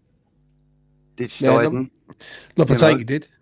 Lopetegui signed Carlos Soler, Kilman, And who's the other one? There's one other in there. That there's one other in there. That Lopetegui got his hands on. Oh, Guido Rodriguez. Rodriguez, isn't it? Be the other Right. one. Okay. So Rodriguez being the 33% of his signings that hasn't really been effective for us, because I think Soler has been, and I think Hillman has been. Kilman, yeah. Soler, no, not for me. I think he's fucking bang average, if I'm honest. I will say one thing: Sullivan's signings actually, considering I hate the geezer, he signed Wan-Bissaka, Somerville, and who's the other one he signed? He signed someone else. I can't remember. But all the signings that he's made Krug, wasn't it? wasn't full crew out Steinen. Was it? I can't remember who the other one was, but he signed someone else, and it seemed to work out. Do you know what I'm saying? But yeah. Yeah, but Porter's not got his own players yet, has he? That's what everybody always says. But But it's the excuse though, there, man. That's kind of by the bite, to be fair with you, though. Yeah, because like Yeah. you know, like you said, right? I mean, look at what's his face, Maresca at Chelsea. Oh, yeah. Right? He walked into a mess, an absolute mess. Yeah. He actually got them playing some decent football recently. You know, they've had one or two upsets, I know, but in general, Chelsea aren't really a club that you really want to go and play against, because you know you can get your asses whipped, or or you might be able to contain them to, you know, something less embarrassing. You know, I mean, I know a bit about Chelsea because my brother's a Chelsea fan. I watch them with him. I hear what he says. You know what I mean? And there are certain players themselves. In terms of that, Budgie, look, last week we had the Ipswich Town fans saying that we wish we could play you every week. I mean, that's the day that Chelsea don't turn up. You know, that's the day that Chelsea don't turn up. When I hear that, I mean, I'm beyond rattled, and of course I did a rant on that. Of course, you would. The fact it's got to the point we wish you could play you every week. I mean, that's piss taking in itself for me. We're coming like Arsenal. On a similar note to that, though. This is what people say about Tottenham. Yeah. Wish we could play you every week. I mean, no, I'm not having that. I'm not on a similar thing, you know, certain Liverpool fans have taken to social media to thank West Ham fans for, you know, observing the minute's silence for the Hillsborough disaster and that. And there was actually one comment there said, "Wish we could play these guys every week if their fans are like that." You know what I mean? That's when you don't mind hearing that kind of comment. But it's like, you know, like obviously they kind of, you know, embarrassed you on the day. And, you know, and by chanting shit like that, rubs it in even deeper. We've had it, mate. We've had that kind of shit at West Ham, you know. And like, who is it? Brighton. Brighton used to call us their whipping boys. You know, we've only beaten them once in 19 meetings. Once we've beaten them. You know, we've capitulated since December, Budgie. I mean, the only recent win we had was obviously against Jose's guys at Tottenham, but that was only because they were worse than what we were. I mean, the game, the quality was appalling. I mean, for Tottenham, look, I mean, we all know where Tottenham are at the moment. I mean, Son Heung-min, and look, he's, I mean, he used to have Harry Kane alongside him before, didn't he? But now he's on his own. Look, Solanke, decent level. He had one good season at Bournemouth, but when you look at Solanke's career, obviously he came through at Chelsea, Coburn, didn't get in the first team there, struggled at Liverpool, ended up at Bournemouth, one good season, and then Tottenham, buying for 60 million quid. The thing is with Tottenham, their fans are happy-go-lucky. You know, you even had in that game, where they thought they scored, Ange was cupping his ears to the fans. Yeah. And he weren't. He was squatting a wasp. Yeah. Was it two? Yeah, I've It got might a have good been authority. snowing on the day, but honestly, there was a Yeah, I wash. mean, this in a sense is a question for Jose. You know, after he did that, Jose, were you still Anjin? Yes. My turning point on Ange was last week at Wolves, whereby I just think, and I said it earlier on in the stream, Michael, I just think that everything is so wrong in different areas of the club, and that Ange has got to take some part of. He takes his part of the pie for me, but so do the players, so does Langer, so does Moan, so do the medical team, so do the coaches, so do the board. But it just, the chemistry is just not right, and I think that. Yeah, after the Wolves game, I just thought, even though we've gone on to the semi-final of the Europa League, I still think that the chemistry is just not right. And for his sanity and for his health, I think it's just better if we just shake hands and just move on. He goes one way, we go another. Regardless if we go. That sounds familiar too.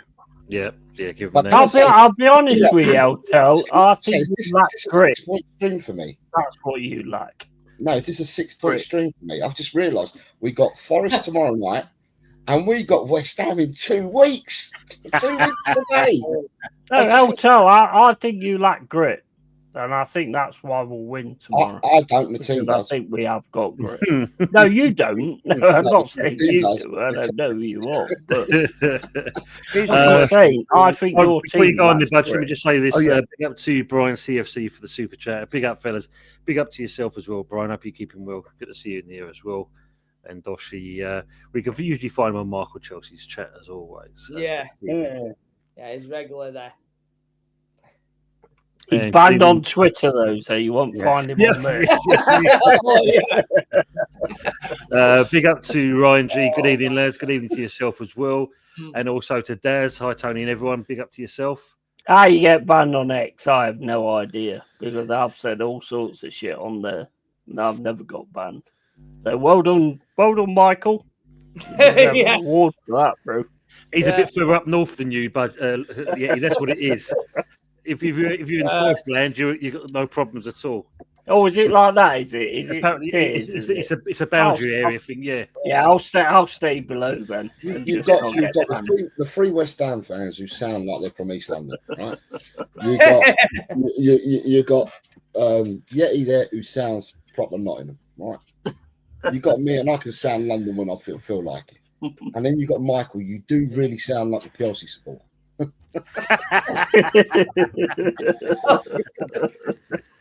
Yeah, it's an advert for the game, isn't it? It's an advert. Supporters come from everywhere. I've got a question for all of you guys on the panel quickly to think about while Tony goes through some of the comments, yeah? Well, while you think of that question, before you do that one, Buzz, let me just do this one, and then you can do your question, because I think this is quite relevant. Lone Star saying, if Forest get to the FA Cup semi-final and qualify for the Champions League, then Nuno is manager of the year. Do you agree on that? He earned his stripes at Tottenham, Nuno, so yeah, I agree. Jim with a great shout for it. I would. 100%. But I mean, if you look at like what Cloughy used to say, he would waiver all the cups for the league. You know, but me personally, I would say yes, 100%.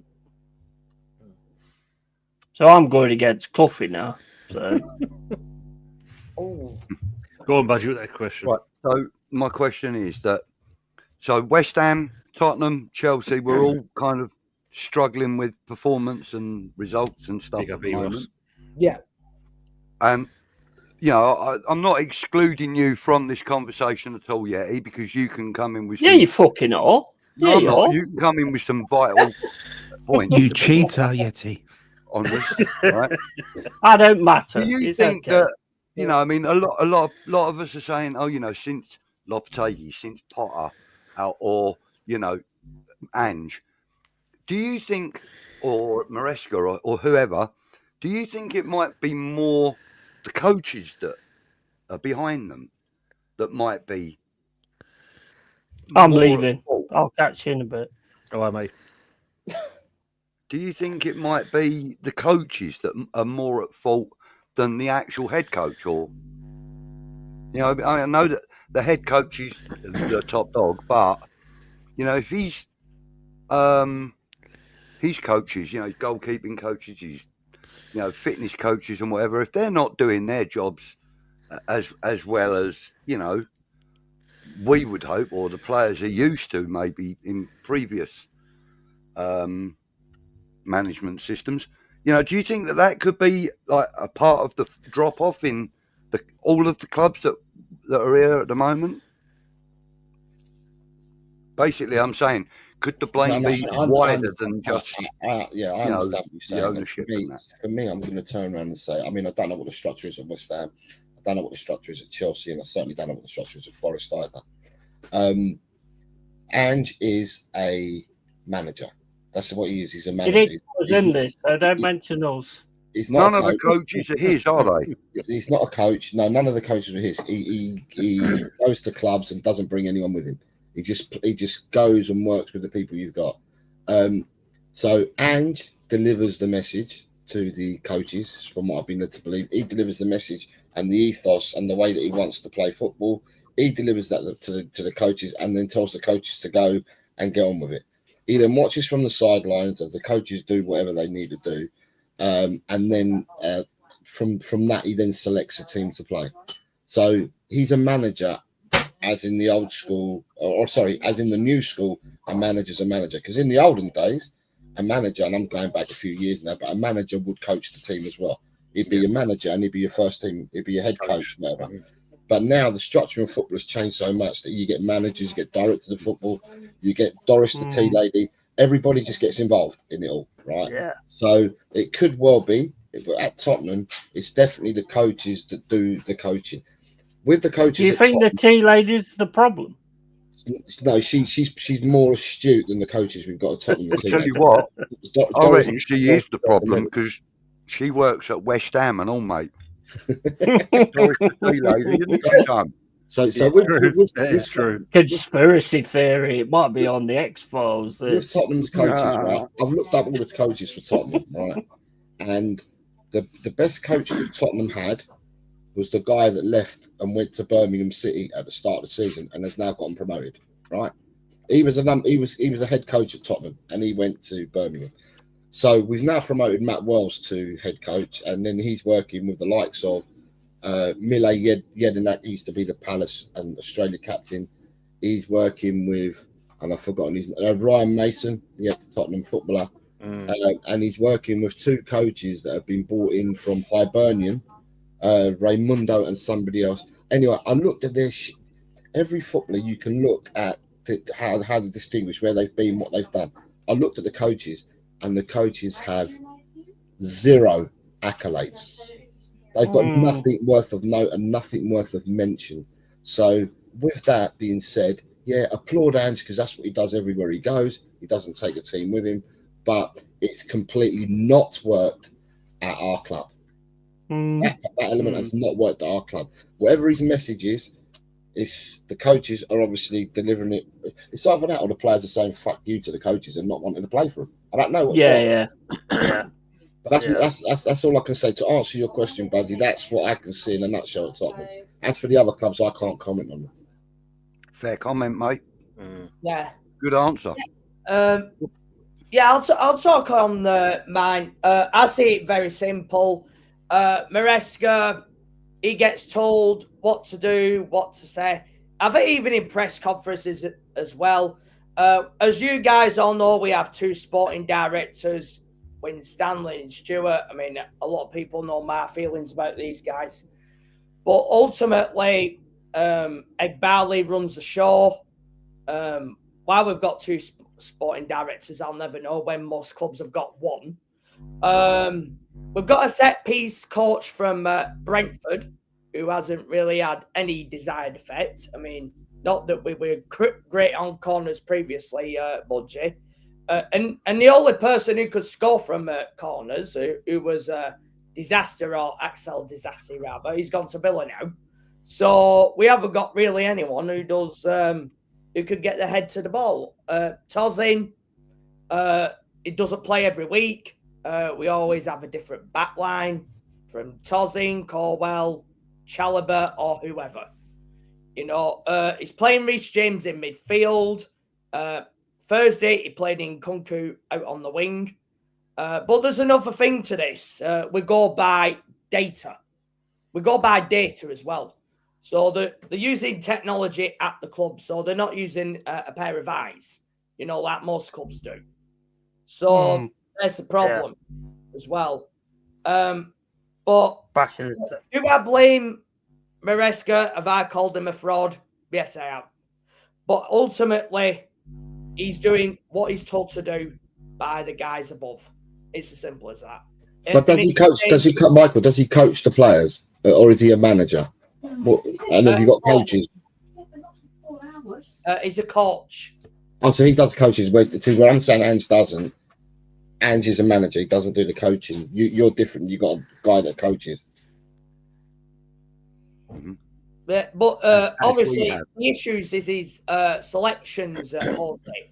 The question is, does he even make them selections? I mean, Barley, Bowley are always known for going in the dressing rooms after every game, whereas you didn't have that with Roman Abramovich. The thing is with Roman, he employed a Mourinho or a Tuchel, and he let them get on with it, and there was football people behind the scenes. But now, the problem is we haven't got that.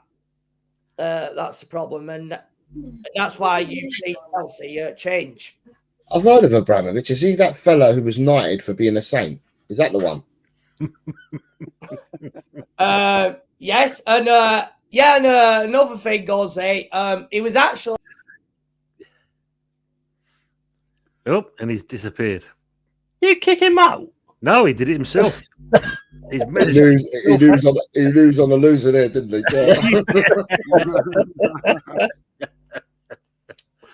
I don't think Michael's ever on the loser. No, I don't think he'll lost then. Hopefully, he'll be back in shortly anyway.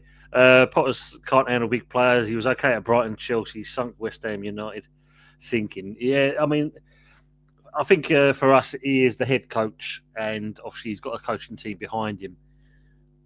But this is the problem, isn't it? I mean, when you've got most clubs now, it's a head coach and a manager anymore. I mean, I think if you look at it, Big Ange, give him his dues. If he's held out for, as you know, to keep himself as being manager, then yeah, he should have a team underneath him, and you should have a goalkeeping coach, a defensive coach, a striking coach, and obviously the coaching and the scouting network for the youth team and the setup and the academy, etc. So we look at something like that. That's how it should be. But we know. I think Ange's a good manager. I think he's just at the wrong club. Personally. I'm back. Oh my god! I don't know what's happening. It's the brown envelope matrix at this club. Did you just go and find your Russian to English translation? You chickened out, mate. You chickened out and just left. No. That's not respectful, mate. That's not respectful. KGB switched him off just in case he said anything wrong. No, Elon Musk got in. Elon Musk got in. That's what it was. Yeah. That's what you get for landing it, Yeti. But I'm going to keep on landing. This is a thing, Jose. I was in your chat a few weeks ago, and I know there was a lot of Roman Abramovich talking there. You do know that he was linked to Arsenal and Tottenham before he ended up buying Chelsea, don't you? I knew he was going to come back on that. Yeah, but you can but I don't really care. The man's a crook, and at the end of the day, all I've got to say is my uncle through marriage, his name is Mr. Mears, right? And if you know your history, the Mearses used to own Chelsea, right? He's the grandson. His grandfather owned Chelsea. He was the one that ended up selling it to Bates and that. So I know all about Chelsea, and I know all about the banter that I've had with Chelsea and with all the Chelsea sports. I grew up in the Chelsea area. Pre Mr. Abramovich, Chelsea were nothing.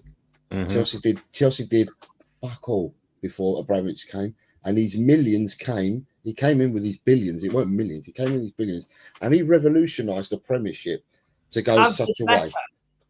For the better. What, whoring out the league for the better? Now, if there were rules in place then every single fucking rule got broken by Chelsea.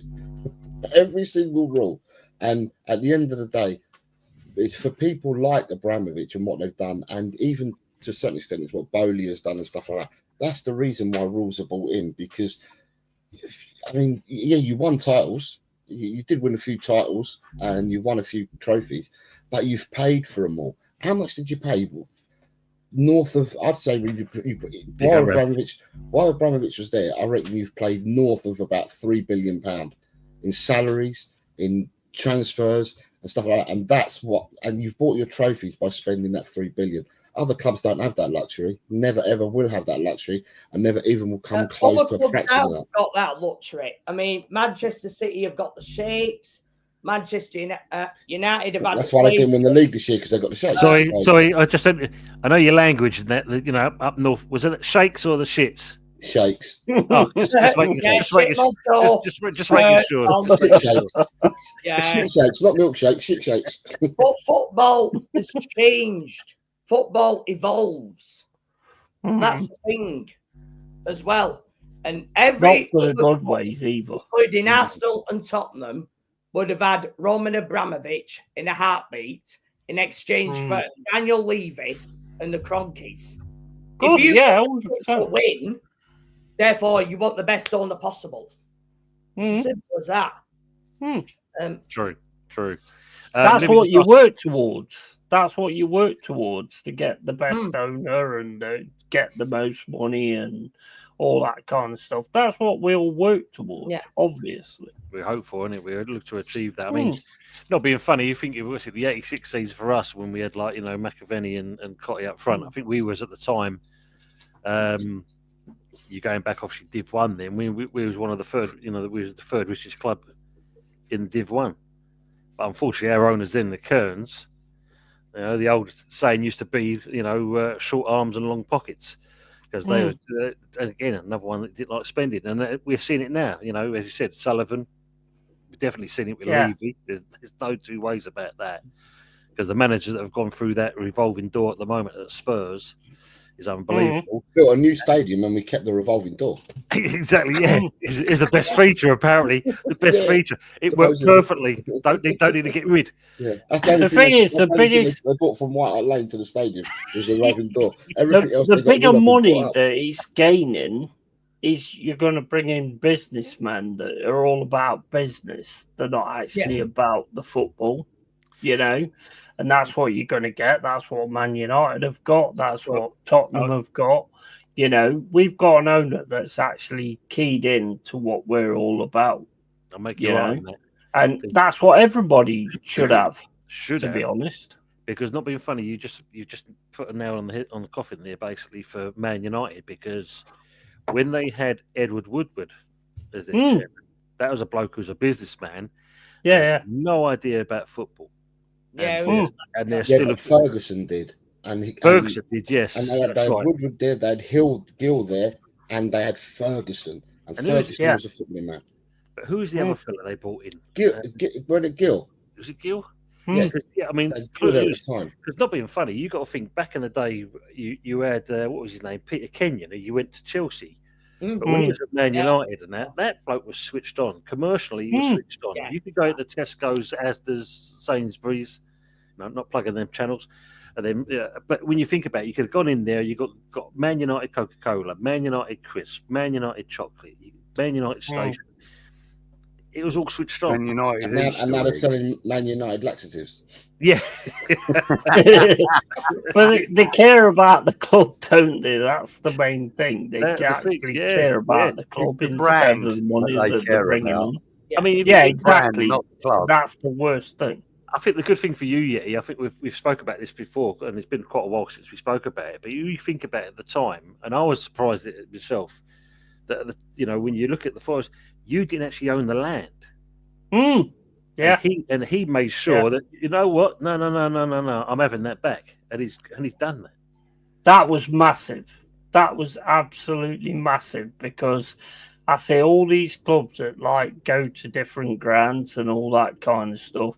We've got to keep the City ground, and I think that was the point where I sort of looked at Marinakis because obviously we had throughout Sawi or whatever his fucking name was. But, you know, he was full of shit. I knew that right from the start. And I kept saying it in all the Forest groups, and I got booted out of most of them because I was negative or whatever. But when sort of Marinakis, you could see that he loves everything about the club.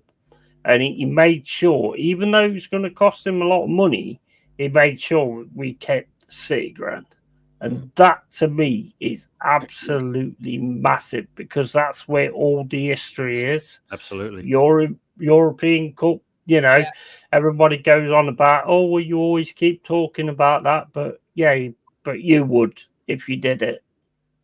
Do you know what I mean? So that's where, to me, it was huge. And you could see that this owner had our concepts into his mind.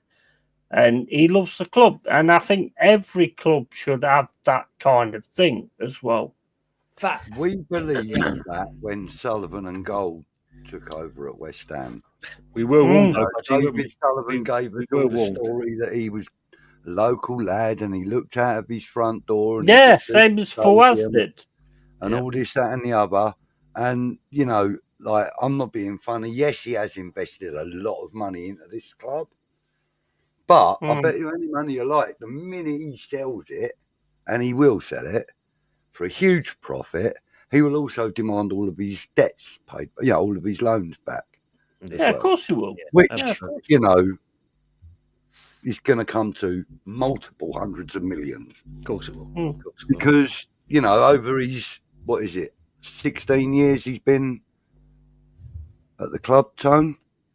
Yeah, it's got to be something like that. Yeah, it's been 16, thereabouts, and Gold, you know, the amount of money that they've loaned the club is unbelievable.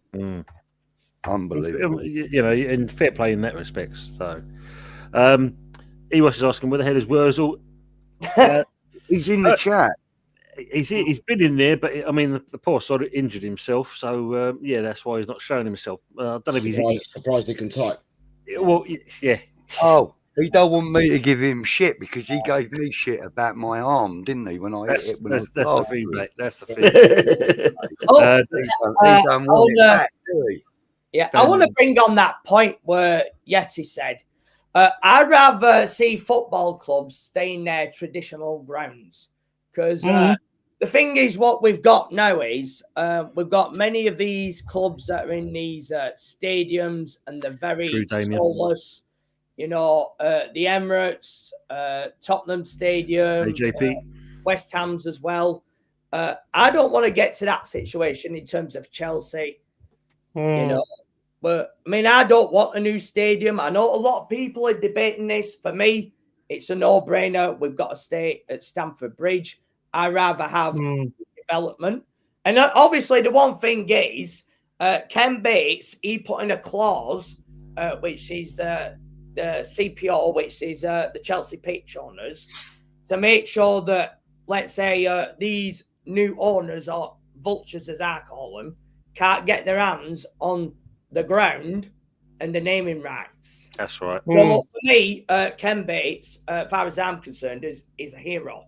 Because if it were up to this lot, we would be called what? I know some people are calling us CFC LDN and all this crap. Or if it were up to this lot, they'd have Disney on as our shirt sponsor. So I mean, get the hell out of here with that shit for me. I mean, on that, I don't want to end up. I'd rather have an owner who loves the club and who's got a winning mentality. Which is the thing is, what you got to take into account is the fans are what's built that fucking club.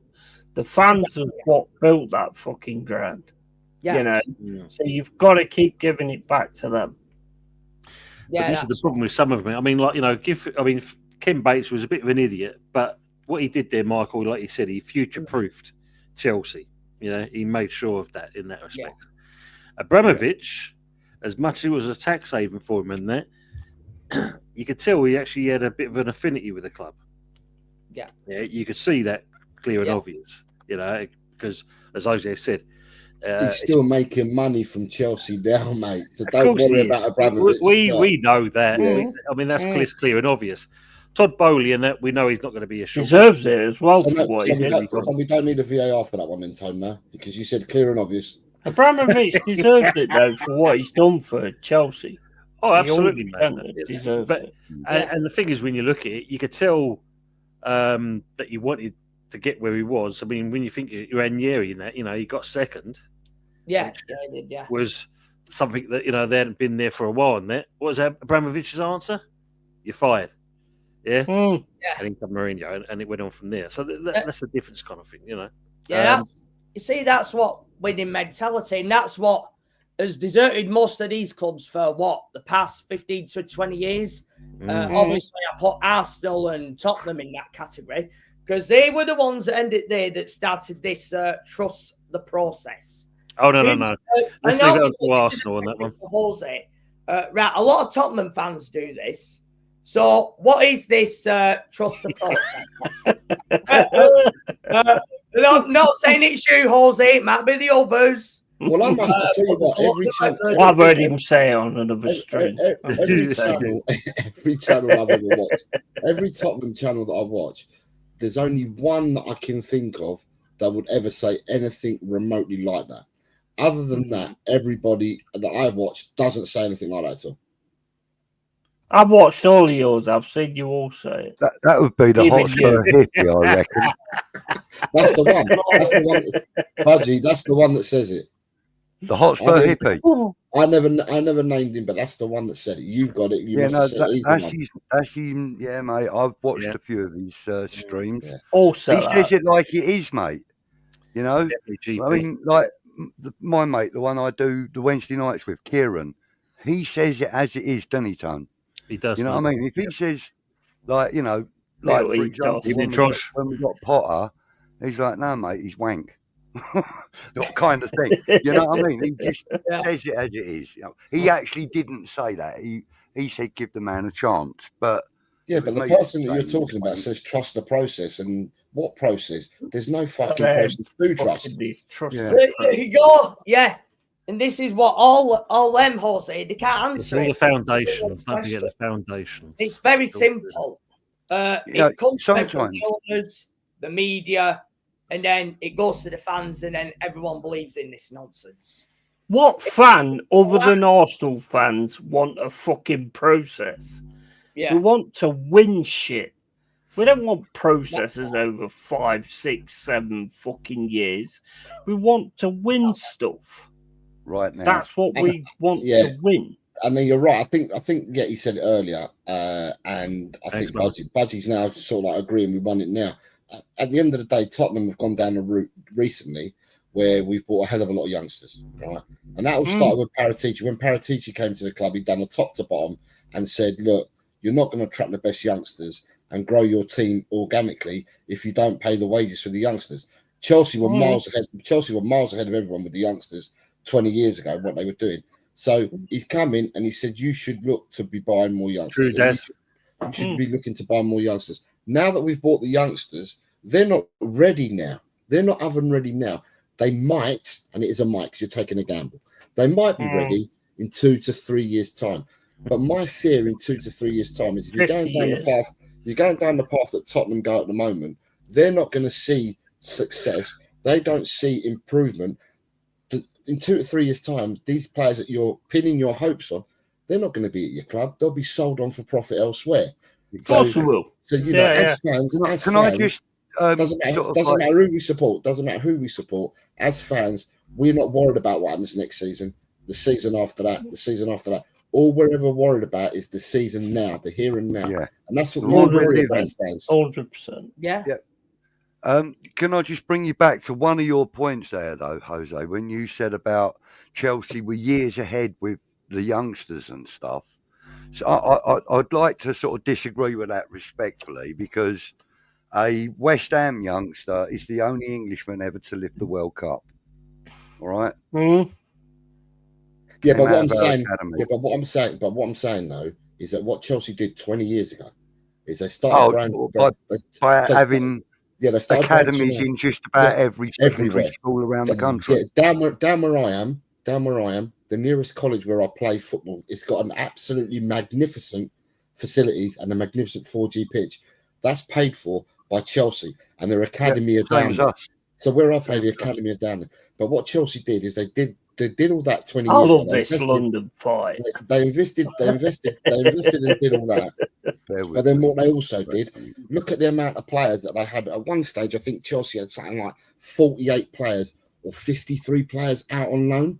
Yeah, So players that weren't even playing with their first team, they sent all their youngsters out yeah, they did. on loan to go and get experience. And then you got the likes of Ruben Loftus-Cheek, you got the likes of Tammy Abraham, you got the likes of Tomori, Mason. Listen, the list goes on, and it's been going for years and years. Chelsea had a conveyor belt, and that's where I'm saying that Chelsea were before anyone. What they did about 20 years ago and put their massive investment into this was to make money for the future. And you know what Chelsea were doing, Chelsea beat everyone to the game, and now people are trying to play catch up with that model that Chelsea introduced 20 years ago. Man City are doing it now. Man City have been doing it for like the last 8 years. Man City have been doing that. That's why you see all the Man City youngsters coming through. Tottenham started doing it 2 years ago. But if you listen to Ferguson and to all the top managers back in the day, they said to get a cycle to work with youngsters, you've got to embed it, and it takes about 9 years to see the fruition. So you're talking about the 9-year-olds today. When they're 18 in 9 years' time, that's when you see it start coming through. So for Chelsea, they've been doing it for years and years now, 20 years. You're right. My son is 22 soon. And So when's it going to come through for Tottenham? This is one of his old PE shirts. I don't know if you can see that, can you? Oh, hang on, let's get it close. Kind of. He's like a bit Chelsea on there, yeah, see that, yeah. Oh, for God's sake. Chelsea He's got a Foundation. fucking Chelsea shirt. Chelsea Foundation. It's one of his school PE shirts. Yeah. They're paid for. But what to answer your question, I did answer it. I said that Tottenham have only been down this route for 2 years now. So if you're going to follow a cycle, it's going to take Tottenham another 7 years to get there. Yeah. Man City have got there already because Man City started this, like I said, 8, 9, 10 years ago already. And that's why you see Foden, O'Reilly. You've got players that they've let go. Morgan Rogers. So why didn't you start it back then? Cole Palmer. Why didn't who started back then? Tottenham. Why didn't you start like the youth pulling in back Chelsea then? Because Chelsea were the only ones that did it. Other teams are now following Chelsea's lead and model that they introduced 20 years ago. Clubs have only started cotton onto it and started running with this recently. Like I said, Man City. Yeah, but I mean, they should have done that before, though, shouldn't they? Really? I mean, we've always had youth coming through. Man City, the closest to it. Man City did it 10 years after Chelsea started doing it. But back in the day, you had literally the London clubs, and I'm talking about not just like, for instance, West Ham, Spurs, Chelsea, Arsenal. You also had teams like Leyton Orient, Southend. So if a player didn't make it there, the youngster, they move on to another one. Yeah. And hopefully there'll be a fit or one of those kind of clubs. Whereas now, you see, I mean, not being funny, and when you look at us, I mean, Ronnie Gow, he spotted a lot of West Ham's youngsters, and they all turned out to be multi-million pound players when they were sold on. Yeah. But when you look at clubs now, it's more, as you've alluded to already, it's more of a business model now. So of course you've got to make sure that's why have we got the right facilities and so forth. So when you look at clubs like, for instance, going back to Southend, they was on the verge of relegation. They had a fairly kind of okayish kind of academy, but because obviously their financial restraints and everything else and that, they had to shut it all down. And this is where your problem you get with certain clubs like that. Charlton Athletic was another one, But that's how our clubs have always been. You've always got to have youth players that come in and build them up. No, you're true. You're right what you're saying there. Yeah, that's it. I mean, but as Budgie just kind of jumped in there, when you look at Chelsea, Man City and that, they've gone one step ahead. I mean, look at City, for instance, like Jose's saying, the fact of when they got the Etihad, I mean, look what they've built next door to it. They've virtually built another stadium next door to it, which their academy and everything else runs out of. Yeah. It's a completely different model to what we can look at. Just going to come in with the super chat for Nick Fulton. I have returned, he says. Did one of you just fart? Well, James has left, so it must have been him. Nick, good to see you, mate. It's a welcome sight. I hope you're keeping well, mate. And Nice to it's see you, Nick. been long overdue, basically. I'm way beyond this chat, so I've got to try and catch up with this anyway. Agree with Falk, but for a player that's played 6 games, I don't know if that was to rub players up the wrong way. Maybe sometimes it's the response you need to get out of players, you know. And also, GP, on that point, he's been watching from the sidelines every week. Yeah, so you can see the same thing there. And he's seen where it's going wrong. He can tell where things need to be. You know, a player does have those, you know, those thoughts. I think they've got it right in certain respects. I mean, like as he said, unfortunately, managers are the brunt of it. Manager does crap, they get sacked. Players do crap, they're there the week after. And that's your problem. Let's answer this one. Arsenal Manic. Arsenal winning the Champions League this season? Yes or no? No. No. Yeah, possibly. Yeah. But you're all London fans, so you're going to say no anyway. No. Do you But know yeah, why I'm they're saying in no? it. If you're in it, they can win it. Yeah, there is that. Yeah, but the thing is, they're in the Premier League race every season, and they always come second. True. Yeah. So, just on that note, sometimes the horse just can't win. True. But just Better kind Bro, of, I hope they win it so they can't be so fucking jealous of us having 2 stars, so they can at least get 1. I know you guys won't agree with that because you're all London fans, but well, I'm just I do. concerned about what you just said there. You've got to be in it to win it. Do you realise that's a national lottery thing? You can't be using them kind of comments. That's copyright on there. You can't be doing that.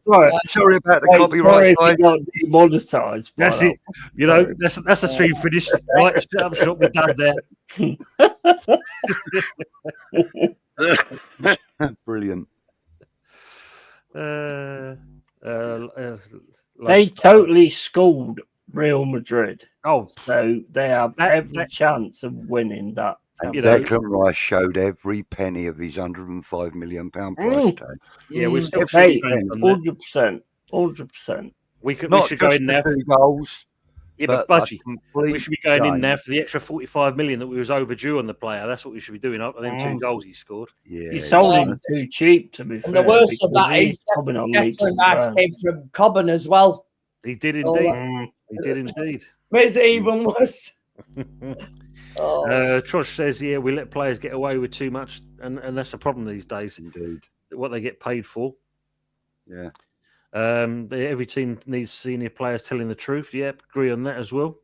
Frog saying, I wouldn't want to be that bloke that shouts, give me a B at Borussia Mönchengladbach.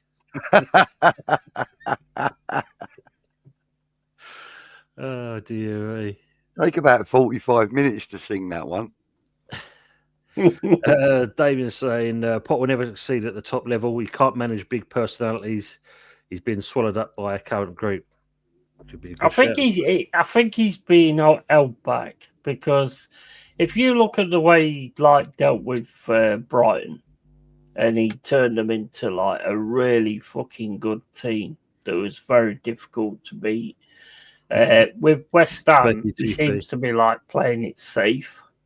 Yeah, I think he is. I suppose he's, for me, the way I see it like this, it's not his squad. He's got to work with what he's got in front of him. Is it good enough? Possibly. Yeah. It's just the fact that looking at yesterday's substitutions, it didn't make sense. I mean, Fulkrug was a bit of a danger man. He was doing something at least, and he hooks him off. Yeah. To go defensively, and it's like if you're trying to hold out for them 3 points, 1-0 against Southampton. But the thing is, that's the worst thing. The problem is with that is the fact of too many, and I think most, not just West Ham fans, but I think most teams think, well, on paper that should be an easy 3-0, 3-1 result for West Ham. But as I've already alluded to in there, when you're playing someone that's already relegated, they don't give a shit. I'm kind of glad they got the draw. I'm sorry, guys, but I'm kind of glad. I know you said that earlier. Where's that I button? Where is it? I can't fucking find it. Because it keeps them sheep shaggers as the worst team in the Premier League. the team that you love so much. We know that one. Trosh saying we're stuck with Kilman for another 7 years. He needs to act like the Incredible Hulk and get angry. I mean, some 2 reckless challenges from Kilman. He was lucky to stay on the pitch in my eyes yesterday. I don't know if you saw that as well, Budge. I didn't really, mate. No, because I was actually working. Yeah, I think the Watching first the one, game. he virtually kind of come through the play and he got away with that one. And then he goes to do something about 5 minutes later, and he was very lucky to stay on. So I'm not surprised he was hooked off. And give fair play to Mavropanos, as much as we don't like him all the time. He did kind of manage to do a clearance, which kind of saved us as well. Good evening to Devon and Dakota, and I'm way behind on this. It's not just Potter. Some players are just going through the motions because they know they won't be at the club next season. That's not a bad shout. Mm. Yeah, that's not a bad shout at all. Yeah. Good evening to Anthony's better half of the Herberts. Richard, evening lads. I hope all is well. Ant's always starting trouble. He's in the back four. Good evening to JB as well. Steve Bell, going back to your thing you asked earlier, he don't Loppy back, but if it wasn't for the points he got, we would be in the shit. And that's I've already said this. Yeah, true. Yeah, that is very true. Not a bad shout, because I think we've seen this with most clubs this season. Football needs I agree with that. 4-4-2. I totally agree. It's boring at the moment. It's so fucking It'll only boring. take one brave manager or coach to just do that for a couple of games, and then everybody would start implementing something. Oh, Tell you what, I'll tell you what, guys. Ask you Lone this Star, I question, liked right? you up until then. oh, Ask Lord, you this Star. question, right? Have we been the most exciting team this season? One With, of, like, yeah, definitely. the way we've been playing. Yeah, I'd say that. One of, Yeah. definitely. No, Lord Star. I've got to say that it's blue, I mate. think that Liverpool have probably been the most exciting team to watch. No, I don't think Liverpool are as exciting as what they used to be. But the way that we've been playing, like the counter-attacking football and all that kind of stuff, that's the way it should be. Ball on the floor, taking it off somebody, getting a counter-attack. I mean, I think we've been the most exciting. Well, I think that's exactly how we won the Conference League, and we got 6th in the season before that. And that's how we did that, by playing that football. And I do agree there is a large element of that. But if you're in favour of the 4-4-2 formation, that goes out of the window, completely out of the window. Yeah, but that's gone. 2 strikers, what you want then is you want constant feed forward. Yeah. Yeah. You want the strongest players at the back. You want, artistic players in the middle. Build your spine along that Build middle your spine line. at the end of the day. And you want a That's couple of simple as stronger players in there as well. And, I think the 4-4-2 would confuse a lot of teams right now. Yeah, I agree. Yeah, he's too regimented nowadays. It would be somebody like Moyes or somebody like Eddie Howe, maybe, to sort of go, hang on a minute, let's have a look at this. Ask you guys a question, right? Like the football back in the 80s, the way it was then, it was a lot more exciting games and all that kind of stuff. You also got to remember there were lumps being taken out of the players as well. That kind of helped to make the games more exciting. When you got the likes of what's his name, Vinnie Jones. When you got the likes of Vinnie Jones going through somebody, and you've got Gascoigne and tweaking his bollocks because he's a bit of a joker and things like that. Of course, it's going to be. There is not that kind of character in the game anymore. No, there isn't. The closest you're going to find to someone like Vinnie Jones is probably Edson Alvarez at this moment in time. Yeah. Edson, yellow card Alvarez, sorry. I think Yates as well. I mean, true.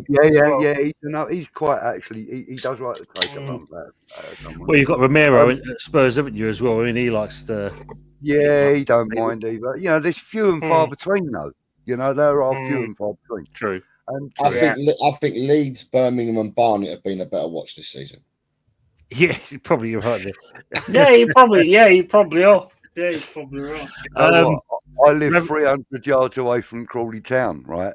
They're in League One, and I haven't been to a game in 3 years. Oh, Mm.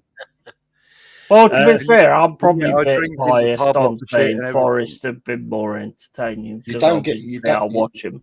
You And don't I'm get a the Forest fan. if you went to Crawley, Badger, you wouldn't get the robotic football you get in the Premiership. No, that's true. No, you wouldn't. No, you don't. No. Listen. Football I outside watched the all Premiership of is the highlights. non-robotic. Yeah. And you know, last season they got into the League Two playoffs. Sorry, the best final. fun football to watch is pub football. That's better than anything that goes on. When Crawley went to Wembley for the playoff final, and I can't remember who it was they played now, and it was a storming game. You know, Crawley Town struggles to get like 6,000 in the crowd, right? But when they go to Wembley, they sold 19,000 tickets. yeah, when they go to Wembley, Gatwick Airport closes down because all their supporters are from Gatwick Airport. You know that, mate. Absolutely. You know, I mean, and Yeah, but you honestly- go watch pub football. You got two fat guys fucking like trying to kick the shit out of each other. That's a lot more entertaining than most of the stuff we watch. The one thing I'll say about Forest, what I like about it is watching Nuno afterwards. That he switched on, he's focusing the game, and then you He's see him never in been the any change different, rooms, and he's dancing with the players, smile on his face. Oh, you know what? You know the And you one see the thing players love it. You know the one thing that's amazing as well is when we win or when we lose, the owner's there. He's in the tunnel, shaking their hands and giving them a hug and all that kind of stuff. Goes That's a long way. huge. That goes That's a long massive. way. I definitely Was agree that on that. win, lose, or draw? Yeah. Yeah, absolutely. Yeah. It's massive. Ravi's asking the question. He thoughts and beaten Spurs on Monday. Yeah, easy. Lynn, you're not wrong there. Which Our biggest one? problem is Sullivan. Always will be. Yeah, until he goes, we can't do nothing else about it. That's very true. Frog saying if we need a complete rebuild, this squad should be more than capable of beating Southampton. Yeah. Richard saying, just got to say, I was at Ashton Gate on Good Friday. We beat Sunderland 2-1, and what a great young player Earthy looks. Don't stop running. Played well last few games, and we cement a playoff tomorrow. Nice. I think Spurs lost to Southampton, didn't they? At least you got a draw. We beat them home and away. Did you really? We were 5-0. We were already 5-0 up at half time when we brought all our kids on in the Was second it Ipswich? Was it Ipswich that beat you? Hold on, yeah. You like hedging your bets? You're going to pick every team in, yeah? I'm gonna go for all of them. Oh, yeah. He's looking like he's morphing in a chair. If I was opposition coach, it would be something I'd target. Yeah, I mean, like you're saying about out jumping someone that's only 5'8". Yeah, it's not good. Jess is not with us today, GP. He's in the chat, but you haven't caught up yet. Yeah, he's in the chat. Yeah. I'll get there. You're way behind, Tony. I know. Mate, I know. You're like in 1994. You'll do better. You'll do better by ignoring us and catching up. Usual being his polite self. Look. Good evening, Leon, as well. This is what you get, Tom, when you buy subs. Yeah, you're always going to be behind. I need to invest in a PA then. Wonder why we don't score in corners anymore. Miss Bell and Dawson on that front. Yeah, the problem was we didn't have Souček starting, did we? That's the thing. No. Then he would be known as yes, yeah. And absolutely. Mavropanos has got a good eye for goal when he's up for a corner and that. I quite like Mavropanos in that role. As a defender, I'm not so keen on him. But yeah, when he's up, he kind of got an eye for goal. He scored a lovely one against Arsenal, didn't he, last season? He scored one last weekend. I reckon budging the older fans see the best footy, too much money. It's now boring. Yeah, everyone's doing exactly the same thing. And I mean, like a lot of people, a lot of people that support West Ham, they tend to kind of target the 96 era, you know, the boys of 96, and as being their favourite period for West Ham, but not for me. You know, I mean, I'm 63 years old now. I was born in 1962. My first game in 1966. So I remember Bobby Moore, Jeff Hurst, Martin Peters. You know, I remember Ferguson in goal, and you know, it's just.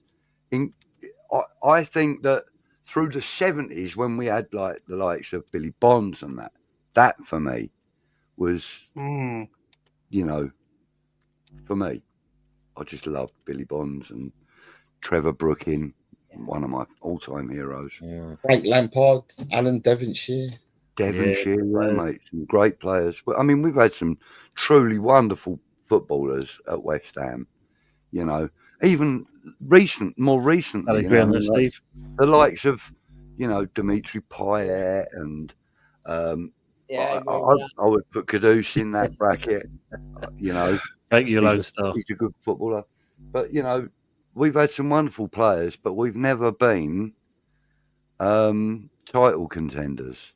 You know, it's sort of strange that we can attract, you know, reasonable players, good players, and yet we still don't manage to sew everything together.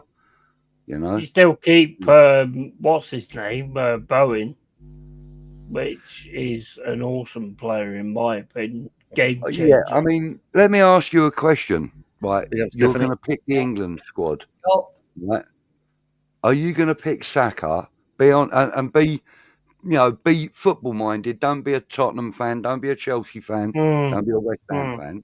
Don't be a Forest fan. Are you going to pick Saka or are you going to pick Bowen for that right wing? Bowen. You're going to pick Bowen, yeah. What about you, Michael? I'd say Bowen as well. Yeah, I think Bowen. You've got a great player there, and when you lose Bowen, I mean that is going to be tough for West Ham. I think What about you, Jose? Our small team like you keeps Bowen is unbelievable to me, to be honest. Small. Danny Dyer, mate. Step outside right now, you tosser. Small. 250,000 people celebrating a third-rate cup is not small. Right, son. I mean, look at that, Michael. Please, West Ham fans being threatened with life bans if they sing our song for Chelsea now. Jesus Christ. Oh. Is that what it's coming to? Jose, who are you picking, Bowen or Saka? Be honest. It doesn't matter. For me, you can play them both because Spain have got Yamin them out. Yeah, it's true. Yeah. So I get the fortunate because I'm married to my wife and that. When England plays, Big up, Spain, TJ. Whoever wins, I'm on a winner anyway. But it just so happens it keeps beating Spain all the time. So I think they're both good players. But if you're going to ask the manager will pick Saka over Bowen. Absolutely, yeah, that's the problem. Yeah, the manager for England will pick. Going Saka back over earlier Bowen. though, if he has injured himself again, then that's probably the only reason why we'll see. And Bowen to be fair, if you're going to do your due diligence as a coach, manager, whatever you want to call him, you've got to look at their performances, you know, and like goals and assists, right? I challenge you that Bowen is as good, if not better, than Saka in any given season with goals and assists. I'd challenge anybody that he's as good or better. Even though Saka takes the penalties for Arsenal as well. Well, yeah, take them away or give Bowen all the penalties at the West thing Ham. is, Saka's a one-trick pony, whereas I think Bowen has got more to it. You see, the reason I'm asking this question is because somebody said to me the other day, I won't get no subs from the West Ham fans in chat. Saka's a more exciting player. Keep up the good work, yeah. Someone said to me the other day that Saka's a more exciting player than Bowen. And I was like, not a chance. Nah, Hello, sweetheart. I disagree. I said, not a chance. And they're like, yeah, no, Saka will take on 2 or 3 players. I said, Me. yeah, and Bowens does it. You know, oh, Saka like whips the ball in, but yeah, Bowen's got a right foot on him. Don't worry about that. You know, and every argument he had, he's also gritty as well. He's also got grit. Every argument he had, I had a reply for him that Bowen was Evening fresh. equally as effective. Yeah, and he couldn't disagree because my point was actually pretty valid. And then I said to him, and you know, Bowen stands up to quite hefty challenges too. In fact, he usually comes out on top. And he went, "Oh yeah, Saka's a bit fragile, isn't he?" I was like, "Yeah, he is a little bit fragile because he is a." And I don't mean this disrespectfully. I mean, I've grown up in quite a large town all my life, right? Saka's a city kid, right? And city kids are one of 2 things. They're either really tough or not so tough, yeah? And when you go into a professional sport like football, which is a semi-contact sport, if you're not tough, if you're not so tough, you're going to get hurt quite a lot. And that, unfortunately, is Saka's downfall. For me, Jared Bowen grew up on a farm lugging potatoes from one end of the field to the other. You don't throw yourself to the floor. Still does it on his holidays. No, that's right as well. That's right. He goes visiting his dad, and his dad makes him lug potatoes from one end of the field to the other in a wheelbarrow. Right? He still does it. He walks them up the road on a. It's all about the potatoes. Listen, I'm telling you now, right? We used to, as West Ham content creators, we used to go, Jesus, Bowen's beefed up. What's he been doing? The weights or whatever? No, he's had 2 weeks down there with his dad, lugging spuds everywhere. You know, and and he was born in that environment, so he grew up tough. Of course. You know what I mean? He grew up running across ploughed fields and fucking God knows what. So he's not as injury prone as a lot of players are. You know what I mean? I think we've only ever had 2 injury setbacks with him, haven't we, Tone? Yeah, that's about it. That's about it. Once this season. I'd rather have Bowen over Saka. And once a couple of seasons. I agree on that as well. Found the comment of the night from Pepsi. The best coach Spurs last had was the one that drove them to the 91 FA Cup final.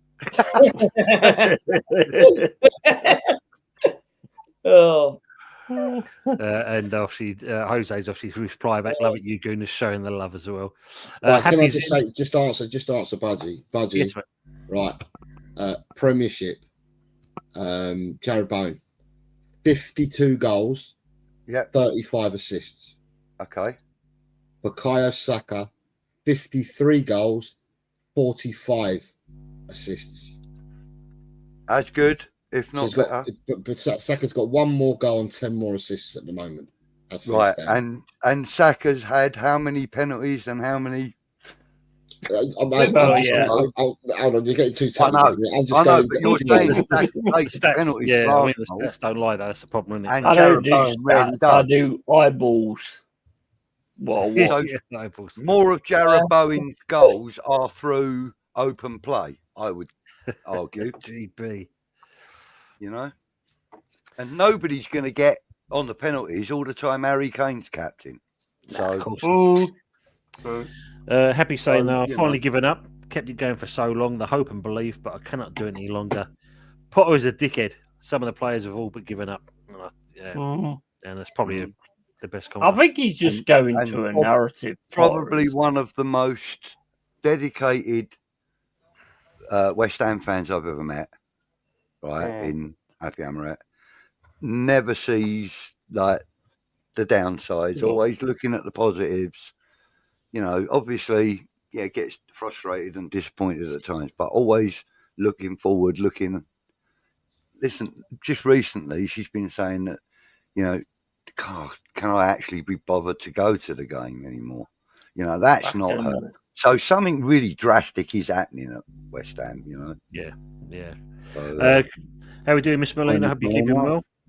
Hi, Tony in the panel. Can I just say to everyone that's watching at the moment, hit that like button. 4 away from getting Tony to 50 for this stream. Thank you very much. Yeah. Which is Thank good. you very much. In fact, 4 more. you know what? Come on, 4 Thank you. people. 4 people. Definitely hit the like, and if you haven't subscribed to him already, hit a sub. It helps him on his way. He's gone past the 900. He's on the road to 1K. So hit a like, subscribe to him. Thank you, sir. Appreciate that. Thank you. Hang on, I'm going to do it right now. Happy saying I'm the gonna only do it right now. So, good things that this weekend were the Toffees and Manx losing, even though it puts us back in 17th. I actually don't give a 2 fucks. Happy Easter to you as well, Miss Molina. Yeah, mate, New club player badge should be an ink with a big W over the top. And everyone's saying hello to her as well, which is all good. 52 now, Jose. Brilliant. That's brilliant. Brilliant. Thank you very much, people. Appreciate that. It's what you need as a content creator. You know the score. Yeah. You just need people to like, get your videos out there, your streams out there. Thank you, mate. Thank you. And as we said before in the chat, don't forget and all all the these other content accounts. creators as well. Make sure you go to their channels and also you give them a sub, like, and subscribe as always. I'm out of all fucks to give. Northern Chelsea doing the okey cokey load stuff. Yeah, that's what it does to you happy. Unfortunately, it puts you in that position. Don't get it. Yeah. You something if it comes out, support West Ham at Millwall tomorrow. I'm getting fucked in a completely different way. Good evening to Gaz Hammer as well. Harding, help you, chill scum. Yeah, Matthew Harding. Yeah. Rest in peace. Rest in peace, Matthew Harding. What that the thing is, I don't think people really realise a lot of the new fans that's sort of coming along don't really realise how much it means to us as fans when you actually lose games and all that kind of stuff. And you get in the chat when you're doing a watch along and stuff like that, and people going, "Oh, you bottled it," or whatever, and all this, that, and the other. We are like 100% fans. We've been 100% fans all our lives, you know. So it means something to us. Absolutely. And it hurts us deep when we lose. Yeah. Do you know what I mean? Totally and I think people need to understand that, you know, because you just joined the club. We have been part of the club for years, you know, so it does hurt deep.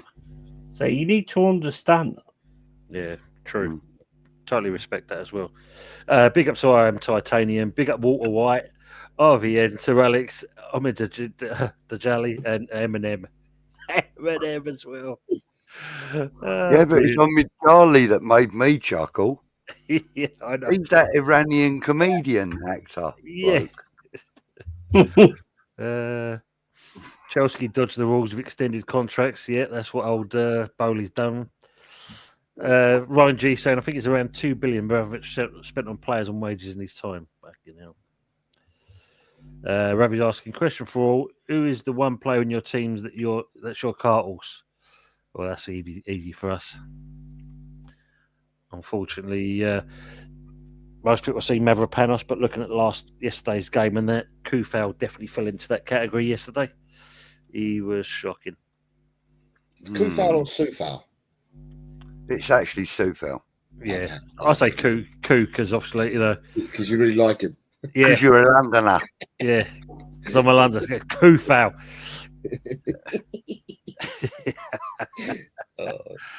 Chelsea give blood in their hairs just like City Forest. They went Robin Hood. He's still giving it out, yeah. Oh, Lonsdale a bit upset. Because I'm not in the chat, that's why he's still giving He's actually bigged you up, Michael, a bit further down in the chat. And Budgie and you have got props from him. The rest of us might as well go and swimmer it. True, that's very true. Ravi saying Budgie looking like he should be in a 90s Britpop band like the Fam. Yeah, the farm, he means, but the farm, yeah. Yeah, no, why would I be in Britpop band?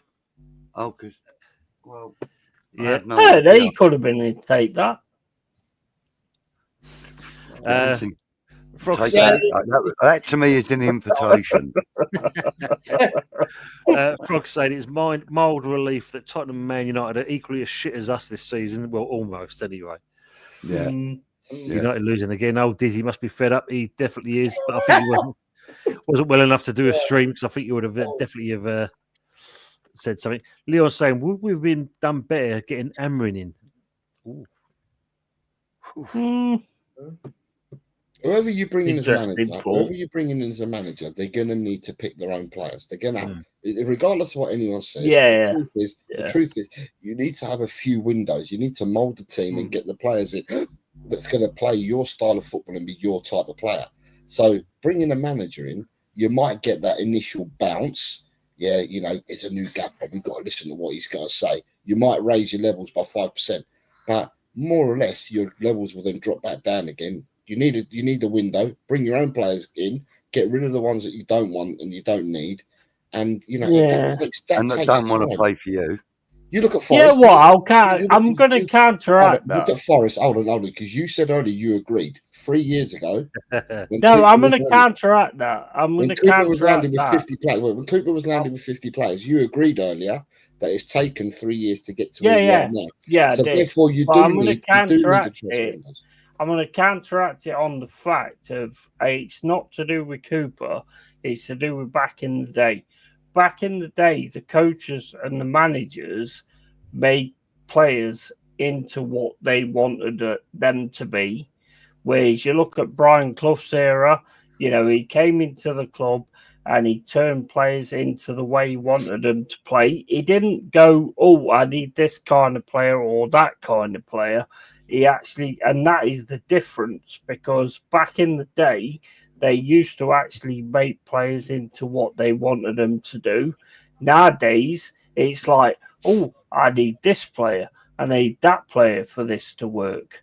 You know, I remember back in the day. I remember Cloughie going and buying Sheringham, saying that he needed Sheringham, and he went and bought Sheringham.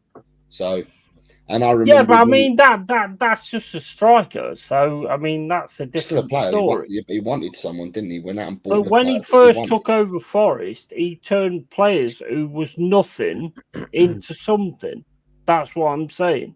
Nowadays, they need to have somebody to come in to make sure their situation works. You know, I think what you're saying there. In that respect. I think what you're saying there, like, you know, and I think it goes for most clubs. Back in the day, most managers would get a player and hone them to the way they want to play. Now exactly. You buy them, you know, it's like you're buying them ready, prepared off the shelf. That's the problem. That's the problem this day and age. Big up to Howard as well. Good evening to all you beautiful people coming your eyes. Right, Howard. Good evening. Yeah, we live in a disposable world now, Tony. It is. This is the Everything thing. is disposable. Everything. Well, she sang about it. She sang about it years ago, didn't she? She said it was material, didn't she? Yes, she did indeed. She did. She told us it's a material book back in the 80s. She told us that. Yeah. But yeah, unfortunately, that's the problem in this day and age. I mean, and that's where, as much as we've seen some youngsters coming through, that's where our youth players and the academies suffer because of it. We saw that, not being funny, Michael, with Mourinho at Chelsea. You know, as much as Jose said, we knew for well they loaned out all these players. Didn't mean nothing, because at the end of the day, in that Mourinho was buying players that he knew was going to do a job for him there and then. And he used to mold players. They only had to sell 3 or 4 of them to make loads of money back for him to go and invest. Yeah, they used to actually mold players into what they had to do. And now it's like, oh, I can't do what I can do if I don't have this player. Bollocks. True. Yeah. Leo, the minute they brought Mavs on, I said it to my boy. Yeah. Loaf off wake. True. Lynn saying any club is nothing without their fans. At West Ham, we have the best, apart from the tourist that Sullivan wants to line his pockets. And that was a thing for me, listening to some of the commentators. They were speaking to one of the guys, one of the pundits, he was actually at the game commentating. And he said, like, you know, apart from the fans and that, unfortunately, there was a lot of tourists there. And that's, I mean, I know James E20 has mentioned that quite a few times, but if that's the road we're going down, then also it's sad times for most football clubs if you're going to have that going on. goes back. We want the old fans back in there, not kind of the plastic ones. Yeah. Forests. That's where it's gone wrong, to be honest. Where you've got all these plastic fans jumping in, and everybody else can get in. The worst part is we've said it a few times before. Whereas used to be back in the day, you had obviously like the home fan base, a sectioned off, then the away fans. Yeah. With the London Stadium and that, you can intermingle anywhere around the ground. And that was unheard of back in the day. The thing It's froze. is, all of us on these channels, none of the way it is right now, but we are the main part of what our clubs are. Yeah. True. How I was saying, I live in rural Hampshire. The Chelsea scumbags are coaching at my daughter's primary and secondary school. See, this is it. Good evening, Terence. How are we doing? Kinnell, gentlemen. Loving joining in. My phone is as good as Toby the legendary gay bulldog. Great to be in the track. Great to have you as well. As always, Terence. Love that. Terence, bro. All these EPL owners have blood on their hands, sadistic nurses, treat fans by charging astronomical prices and breaking rules left and right. Yeah, bloody right, mate, was fixing. Budgie, you've got a winning egg and spoon race school PE shirt, he's saying there, Lone Star. Actually, what this? My son's one. Yeah, I think that's what he's after. Yeah. I was going to say, this is actually an Ajax shirt. GB saying football's rigged 100%. It's a business. They know fans will continue to go out of habit. Well, we know that when it comes down to obviously the Arsenal fan base and the merch, as much as they want to kind of moan and groan on that, they'll still go and do that. And Jez, I'm finally catching up. Big up to the guys. Good to see you all. Big up to see you as well, Jez. Yeah. WD is more legit. Big up, mate, from Austin, Texas. Have you streamed into... Yeah. Leo saying, did we play all the shot at the bowling in the FA Cup years back? I think we did, didn't we? Yeah, I'm pretty sure. Yeah. Yeah, mate, in the League Cup and lost, yeah. Tottenham used to train next to the Mr. Kipling's place in North London, and a few of their players at the time were clearly getting freebies.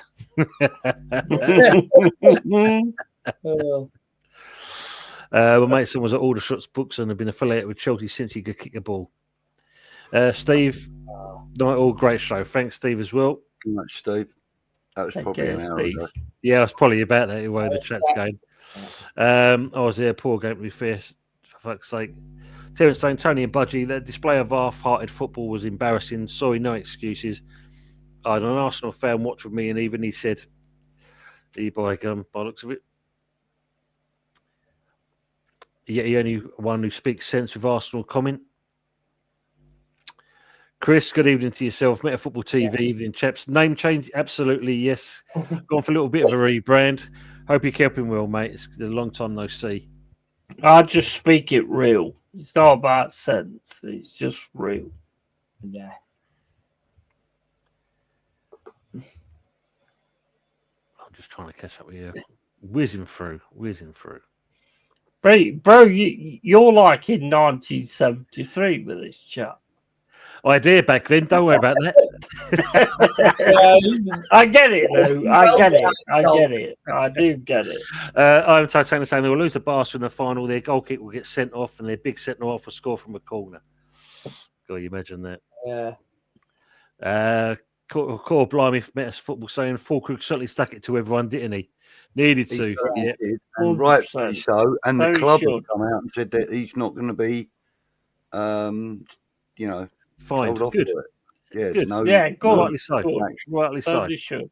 Certainly should. Lone Star saying Arsenal put 5 goals past Real Madrid without a recognised striker. Deserves respect. Fair play to the Of course, he deserves respect. At the end of the day, and it's Real Madrid to get bang 5, especially at home when Arsenal's at home to get 4 goals. Bloody hell! That was huge. Yeah.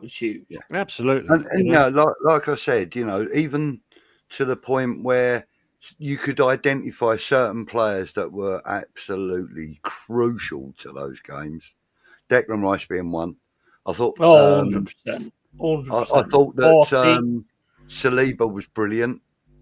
I thought there was all of them, to be fair. Yeah, I thought they all played their part, but there were certain elements in that team that without, I think Arsenal would have struggled. As I said, Saliba, Declan Rice. I think winning 3-0 at the Emirates in the first leg was the big thing. They didn't allow Real Madrid to play in the second leg. They did a number on No, them. they The didn't. feeder or the lot picker is Bellingham, and they made sure that Rice or Partey were always in and around Bellingham the whole of that second leg, and therefore their forwards never got fed the ball. It was a number. Arsenal did a proper number on Real Madrid, both legs.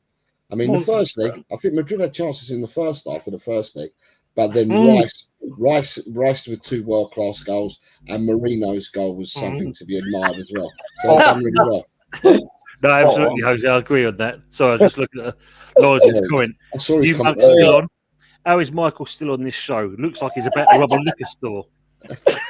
He's American, can't he? He's about to rob a liquor store. Oh my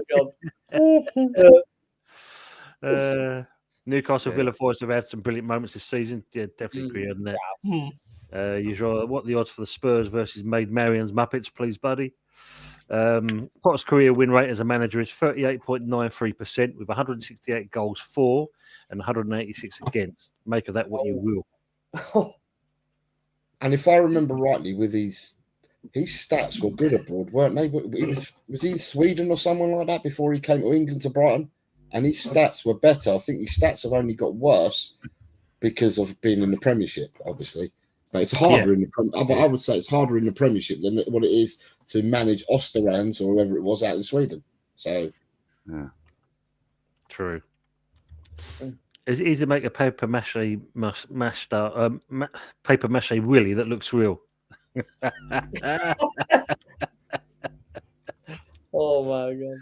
Depends on the balloon you use, mate. If you look at his bloody icon, his picture, it looks like he's already had one made for him. The expression on his face. Yeah, we will take the boys to. Terence saying, Budgie, I've got to say, I love your terminology. Artistic, it's imaginative, and the ability to do something different. Yeah, absolutely. I can make a wooden one GP as well, apparently. I would say, oh, yeah, of course, Howard. You can, yeah, I've seen them. Yeah. Chris is asking, is there a bowling alley in Crawley? Used to go there. Not the one that you're probably thinking of, the AMF bowling alley. That building is gone now, mate. Completely gone. It's been replaced.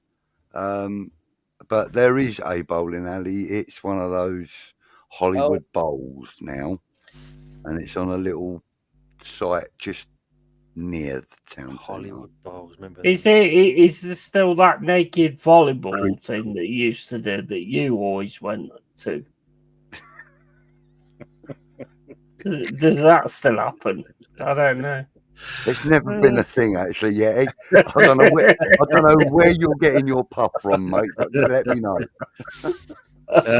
Pepsi's asking, is it still creepy in Crawley? Well, people still call it creepy Crawley. Yeah. Good day, David. How are you doing? Who Hammers draw to Stakehampton? Yes, not good at all.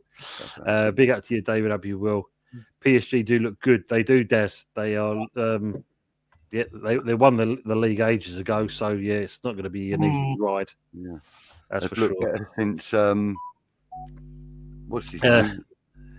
Kylian Mbappe has gone to Real Madrid, and Real Madrid have looked worse since he arrived. The main thing they got rid of the big name players now, and there was some PSG are playing 10 times better. David saying, "Good day, Tony Cobber. I see you have the Godfather there. Yes, he's with us."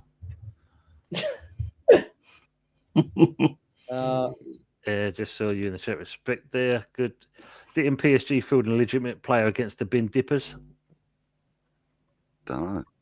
Doesn't matter whether they know who they would have been out, wouldn't they? Yeah. Don't really matter if he knows who his father is, does it? Thanks, yeah. So it's possible that Arsenal win the Champions League, Spurs win the Europa, Chelsea win the Conference, and Forest win the FA Cup. Hammers, Egg and spoon race winners. Yeah. We'll have that. We'll have that. Buzz, you love your mate Martin Peters. Yeah, what a player. Well, absolutely. One of my absolute heroes. Jumpers for goal. Which is why I have number 8 on the back of my shirt. Oh, Because mate. for a What long a period memory of that his is. career, he wore the number 8 shirt. So, yeah. Mm. Even when he What went, a memory that is. Jumpers for goalposts. Jumpers for That goal is an posts. amazing Yes. move. Yeah. Yeah. I miss all of you, even the Spurs fan and Yeti the Derby fan. Oh, You've all been good. Sorry, bastard. I've not been around Oh, recently. bro. Been a lot of pain. Bro. He says with the tailbone, still waiting for surgery. Oh, sorry to hear that, Nick. Good to see you though, mate. That's I hope for it all sure. goes well. Yeah, absolutely. Yeah, I hope it all goes well, but leave that comment out, bro. Seriously. Budgie was What seen is at the that all charge of the about, Light Lucy? Brigade. what is that all about? I'd retired by then, mate. What's up with you? Retired. Like I say, geez, but I bet you remember when women got the right to vote for the man of their choosing. Yeah. Yeah, I was really disappointed when I wasn't allowed to drag them into my cave anymore. Oh, Lawrence is giving it to Yeti as well. Look, Yeti small like your junk. Junk in the trunk, as they say. Bowen has to leave West Ham to get in the England WC squad. Interesting. Tony Basil.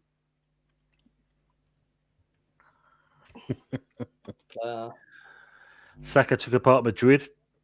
I mean, at the end of the day, we knew he would have beat. Yeah. I'm saying Saka better, and I'm a Man United fan. Lone Star saying Saka is world class. Say world class. Easily starts ahead of Bowen, who is a top player. Nah, no chance. I mean, look, I said that question for a particular reason because I knew there were some Arsenal fans in the chat, and I was expecting a reaction. And to be fair, I'm expecting Arsenal fans to prefer Saka because he plays for them. I prefer Bowen exactly. mainly because he plays for West Ham. Now, I'm not stupid. I know that the politics within the England setup will state that the player you play first is the player that's higher in the league. Simple as that. Yeah. You're always going to be biased, though, aren't you? Of course You're always going to be biased. But I was asking. Personally, I you think guys, I'm not biased. I was asking but you I guys think as better. football fans, and you all gave me honest answers. And I'm not saying anyone in the chat's being dishonest, but I asked you as a football fan, would you prefer a stronger player? That was my main point.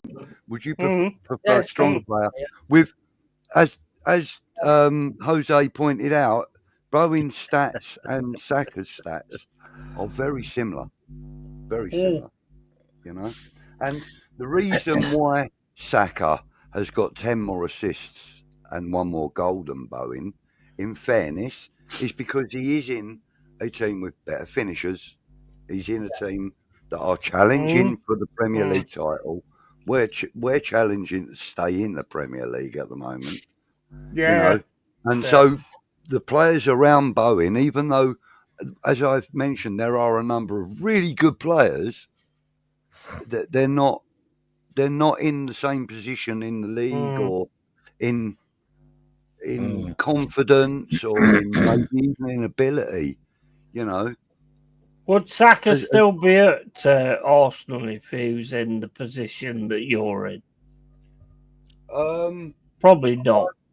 I would probably think that if Saka's got anything about him, he would stay with Arsenal. Yeah, but then you're going on to the loyalty thing, which is not a big thing. But also because he believes in the ethos there. You can see that he believes in the process. project. He trusts Yeah, the he trusts process. the process. He does. He's one of those loyal kind of lads. You can tell that when you see him in interviews and stuff. He's quite a loyal. He comes across. He does look a real loyal sort of guy. Similarly to the way Ryan Mason always did when he was interviewed after Tottenham games. You could always see that Tottenham ran through his veins. Same way you could with Mark Noble at West Ham. The same way you could with John Terry at Chelsea and so on and so. You know what I mean? certain players just emanate that club about them. And I think Saka's one of few at Arsenal that does. And don't get me wrong, I hope that Saka does stay at Arsenal because I think if you build the team around him, Hey, I think if they build the team around Saka and the likes of your Salibas and that, I think they could quite easily storm the Premier League. I like Saka. Don't get me wrong. I rate him I just highly. think he's overrated. He is I overrated. think he's Yeah, he is totally overrated. overrated. I agree on that. I rate him highly, but I do rate Bowen higher. And it's not really a stats thing. It's that I don't watch Saka on a weekly basis, and if I do, it's only highlights on YouTube or whatever. Whereas I try and get to watch West Ham, so I've actually been in the stadium and sort of been feet away from Bowen while he's running up and down the wing, kind of thing. Like I say, I would rather have Bowen at Forest than I would have Saka. Yeah, I agree on that. It's again that kind of boils down to the strength as well, within the player. Of course, just going on with the chat. I mean, obviously, we've missed Nick and we've missed these kind of questions. Can I just answer? I'm going to answer the fellas part of it. There has been a recent article in the national press with regards to the male aspect of this, and one of the people on the panel here, their team came out on top. And guess who that was, everyone? Yes. It was Tottenham.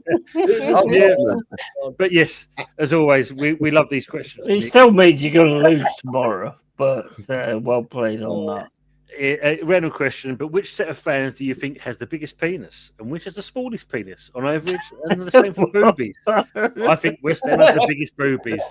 Nick, love your questions. Absolutely. I will only answer the male part of that.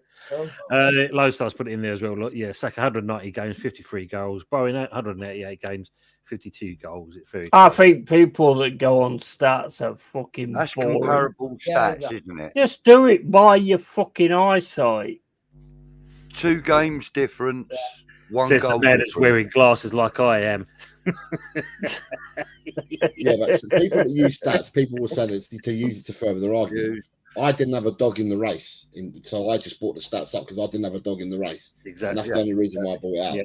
But yeah, it's quite close. The only difference was the assist. There's a matter of 10 assist difference. Other than that, the goals is only 1. So if you look at the grand scheme of things, it's not that wild. It's not that wild. But look at the goal difference between Arsenal. I think looking at stats is boring. The goals scored, Arsenal's goals scored are probably double what we've done this season. Yeah. Like I said, I don't go by stats. It's only because I didn't have a dog in the race that I thought I'd bring up. So I'm glad you did as well, because it actually helped me to kind of like.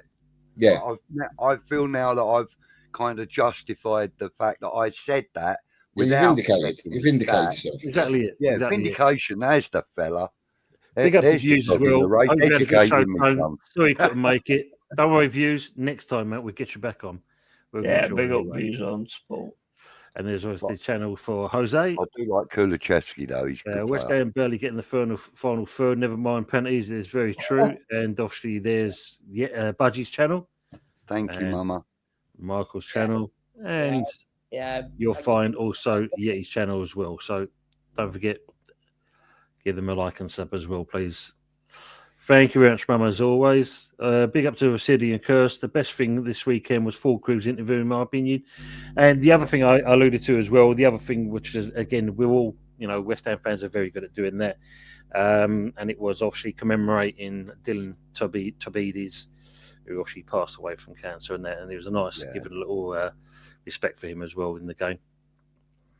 Oh, we hit the like, but only because of Budgie. Terence saying, Budgie, don't get me started. Bowen, amen. Saka a twat. Do you remember the pack of blue salty crisps? He couldn't get out of it. West Ham have given me erectile dysfunction because I have no excitement in my life now. Jesus. Picking Bowen over Saka is like choosing to drive a Fiat Punto over Ferrari. Well, they're owned by the same company, so Yeah, take your mate. pick. And I've got to be honest with you, you can park a Fiat Punto anywhere in town. You try doing that with a Ferrari, mate. Lies, damn lies and statistics, like saying, good shot, yeah, he killed me when West Ham lose. Saka is tough as nails. He loves grass. Tough as nails. No, you forgot He the loves part grass. of that. Tough as nails. Smash the lights, Tough guys. as Drink them out. fucking nails. Oh, wait, I He's love about Arsenal. as tough as fucking Blancmange. That's how tough he is. Yeah, he does. Like I said, he must have been a cow in the former life. He loves the old grass. Tony thinks Soufal would make a good cougar, so you say Koufal. There you go. See, that's the reason behind it. El was saying choosing Bowen over Saka is the same as driving a Lamborghini over sitting in the saddle of an always injured one-trick pony. Yeah, said it before. Saka's too predictable. Good evening to Mike, West Ham United. Budgie will always be an old Oasis. Old Oasis. Budgie's a legend, man. Frog saying, I can handle the losing. It's the consistently not turning up, not putting in a shift and wondering about not giving two fucks that grinds my gears. He's never been this bad at this club. True. And just going back on the old Oasis net, do you see that they're actually making a sequel to This Is Spinal Tap? Oh, really? Really? Yeah. They're going to do it. And they have aged, obviously. But yeah, I'm looking forward to that one. Oh, great. Build me a 30-foot high plinth like Stonehenge. And as they're playing away at that, look over this shoulder and this 3-foot high thing turns up. Did you ever stand behind Fat Sam at GP? Say, Jesus. So I'm going to whiz through these, obviously. It's so mad reading the chat. I mean, you've got a lot more chatters than what I've got, but it's so crazy. It gets there, mate. Moore still does it with players. He tries to shape them into what he wants. Yeah. Budgie would best fit in the Boy Gill band. Hearsay is it's hearsay thinking Bowen is better than Saka when it's not true. Jesus. Lawrence says Tony changed his YouTube channel. Thought he's trying to lose me. Never lose you, Lawrence. I know you'll always find me. No, they're not his Kid Pop reference, Pepsi class. I do have to say though, I did like your answer, Jose, when you said you could have them both in the team together. Who would you play where? You can play. For me, you could play. Bowen could play as a 10 quite comfortably. 100%. Bowen could play as a false 9 quite comfortably. You could put Bowen out on the left-hand side quite comfortably as well. I think Bowen could play as a striker as well. Rotate them. I mean, if you go back to the old days, boys, and some of us here are old and go back, your wingers, when it was real wingers, not what you've got now, inverted forwards, but when you had real wingers, the real wingers would swap over. They'd have a shift on either side, wouldn't they? So, but here, no. Because football's so robotic, you have to have a player that plays on the right-hand side who's left-footed and a player that plays on the left who's right-footed, who don't go past the players, they just come inside. Football is robotic. Football has become such that every team plays the same systems, every team plays the same way. People talk about Tottenham Highline. I watched 15 teams in the Premiership 6 months ago were playing Highline. Now I think all 20 are playing Highline. Everyone copies each other. It's all a pet model. Everyone copies each other. The days when you used to have your mavericks, right? You used to have players that would be off the cuff, do things off the cuff. You'd have the maverick players. And I go back to teams that we did. I go back to the days of Frank Worthington and players like that. Tony Curry, Stan Bowles. I go back to all these players that don't play for our clubs that we all support here, that were mavericks. And, and there's been more that play for our clubs as well when football was real. Football's not real anymore. Football's robotic. It's become fucking boring and it's absolutely shit compared to the football that I grew up watching and that I played myself years ago. Yeah, totally agree on that, Jose. Totally agree. Mark, West Ham United saying, question, is it the last West Ham United 3 managers or is it the team under these managers got us to where we are? I'll leave that for you, Budget, to answer that one. I think it's a combination of both, and I'm not trying to sit on the fence here because where we are is a team that have had some element of success in the last 5 years. Okay, and that I'm talking about league position, European qualification, 3 years in Europe, reaching semi-final, final. The quarter-final, final, and semi-final. And each time we've lost in Europe, we've lost to the eventual winners of the tournament. So I think that's pretty good progression for a club like West Ham, who, you know, struggle to win a game, let alone a tournament. But so, you know, that was a combination of all the good stuff happening between the manager and the players. And then, obviously, with the same manager and largely the same players, we hit that peak and started going downhill. And it was almost like, you know, David Moyes and the players had given up and were like just playing out their contracts, if it were. That's what it seemed like to us as fans. Then, yeah, we get a new manager. There's some in favour, some not in favour of Lopetegui. He comes in, he spends 150 million quid, buys some players that really excited us, some that didn't. But I think when we signed them all, I think they were all kind of sold to us as, you know, world-class internationals, really, to be fair. With the exception of Wan-Bissaka, we all knew what he was. And, you know, I think it's a combination of all of that, but I think that Sullivan's had his dirty little hand in our success and our failures. True. And, you know, like James, I do agree with him on that point, that he is very, very responsible for all that's good and all that's bad in this club, you know? And, you know, if the current manager, whoever that may be, if the current manager has the opportunity to spend big money to bring players in and doesn't get it right, then they obviously then have a big hand in a lot that's wrong. But David Sullivan has more than a hand in all of the transfers. That's the problem. That's our problem. Yeah. Pepsi, the reason why it's back was on the channel on that. I knocked it up 5 minutes before the show went live. So hence why it's like that at the moment.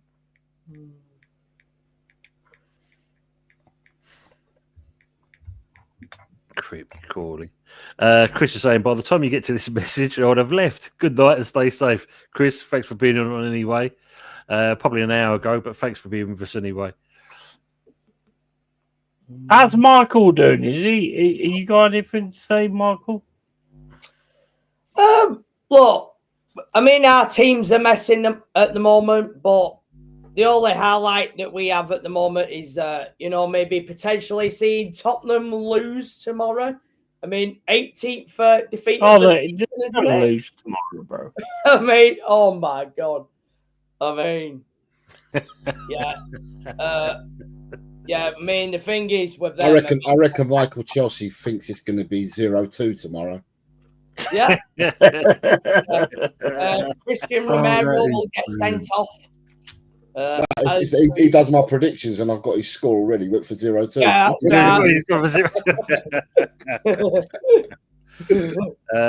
Thank you, Nick, for that as well.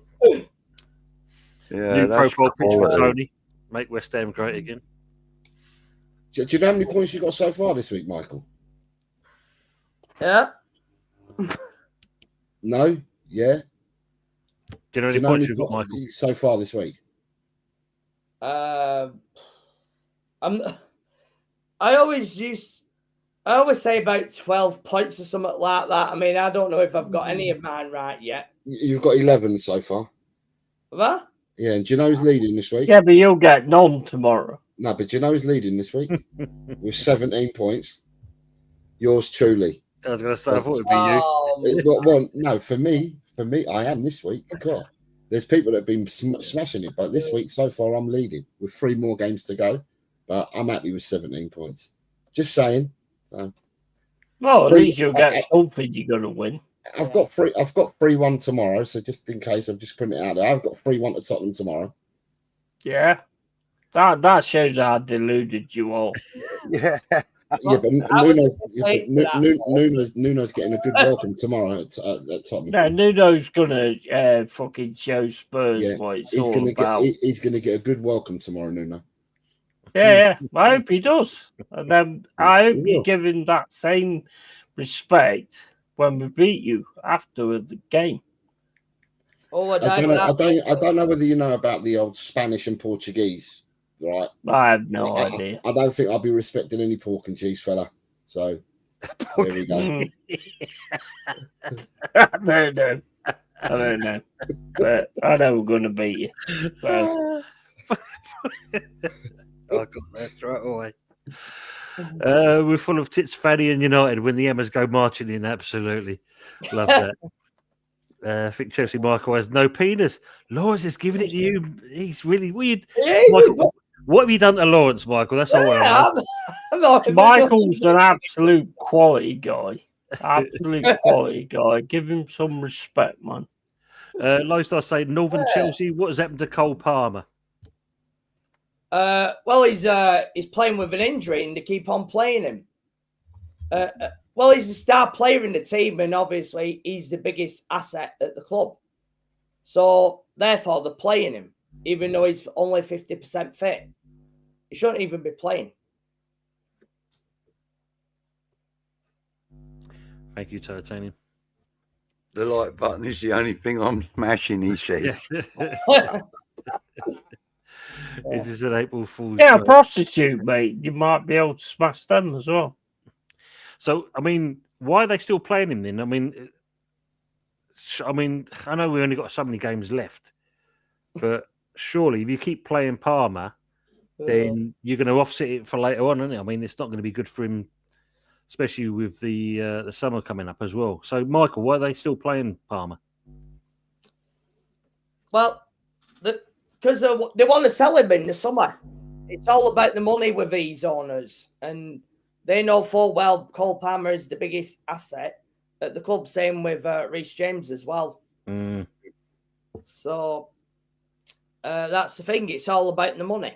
And it would be same with other clubs as well. I mean, Man United, obviously, they're trying to sell Garnacho.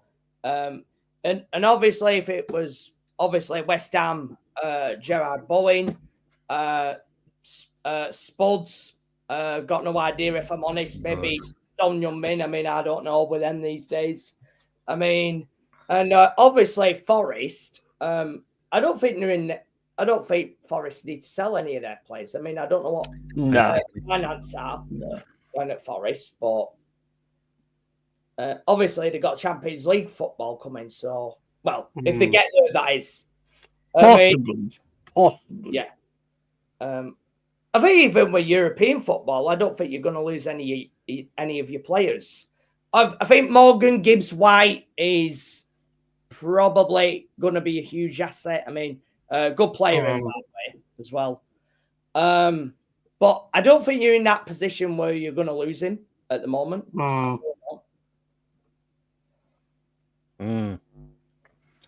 I think it all depends on whether we get like Champions League football, because Murillo said they want Champions League football. So obviously we've got to go to that point. And it's down to, look, at the end of the day, I look at it like this. If a player don't want to play for our club, fuck off. Simple as that. I've got no issue on that whatsoever. If you don't want to play for Forest, then get the fuck out of there. Regardless of how it's going to hurt us or whatever. I don't care. If you don't want to play for that club and you don't want to put that shirt on and give it 100% every time you go on that pitch, get the fuck out of my team. It's the way I've always seen it, and it's the way I'll always see it.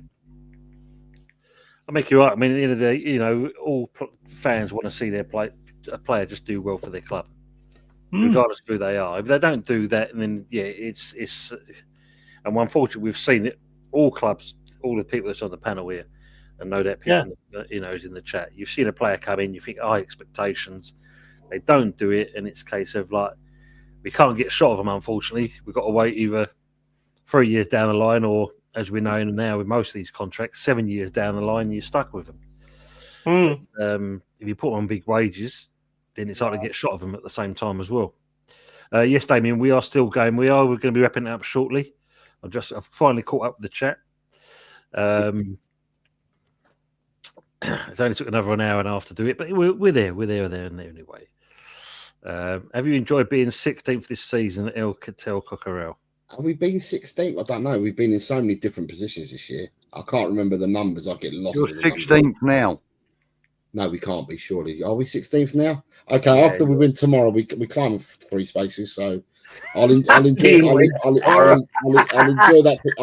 position tomorrow. After you win tomorrow, you're having a fucking laugh, bro. Right. Why'd you say if you want to laugh about that? I mean, at the end of the day, isn't it? If all the teams above us lose, don't win a single game, and we win one game, then we can jump up to 13th. I'll go with that. I'll finish off with that. That's not bad at all, is it? And if we win, when we win tomorrow, we'll jump to 30. When we win tomorrow. Excuse me, guys. You're deluded.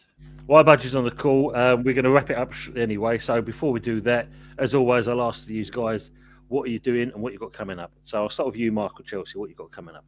Yeah. Obviously tomorrow we're going to talk about the match. Obviously, Chelsea winning 2-1 against Fulham. Very late win, by the way, as I noticed. But yeah, obviously during the week, Chelsea's women are in action against Palace as well. Yeah, there ain't going to be that many streams compared to the past few weeks. Yeah, I've been watching quite a bit of snooker this week. So obviously Ronnie O'Sullivan's going to be in action, which I am happy about, I've got to say. So maybe I might do something about that. But yeah, I'm releasing short videos in terms of all the action of the Crucible so far. So yeah, I'm going to be doing that. And yeah, and I might have a Formula One review coming up. Obviously, I've missed the Saudi Arabian Grand Prix, unfortunately. Obviously, Chelsea's women were in action. And obviously, big up to Yeti. I did see him in the chat. And you as well, Taunt, before I did end that stream. So, yeah, and big up. So, basically, that's my channel. There's a lot of all sorts on there, as Yeti knows. And boy, I do land it on there. Terence. Absolutely. Pepsi, rather watch West Ham over snooker. Last question here before we go off. And Lowstar's asking, where will Delap go when Ipswich gets relegated? He's got a host of clubs he can go to because apparently the clause is 30 million. So you don't have to pay any more. You don't have to pay any more than 30 million because that's the clause. Wow. So whether people can see that his future worth is 50, 60 million or whatever, you've only got to pay 30 for him. Jeez. So I think there'll be a lot of clubs looking at Delap. I think even you at West Ham might look at Delap, to be honest. I think we all do. Yeah, because if you've got Ferguson, I think he'll come to us, to be honest. There'll be a host of clubs, I think, as you said. Yeah, I mean, like, you know, he needs 2 or 3 seasons yet. I think somewhere like an Everton or West Ham would suit him.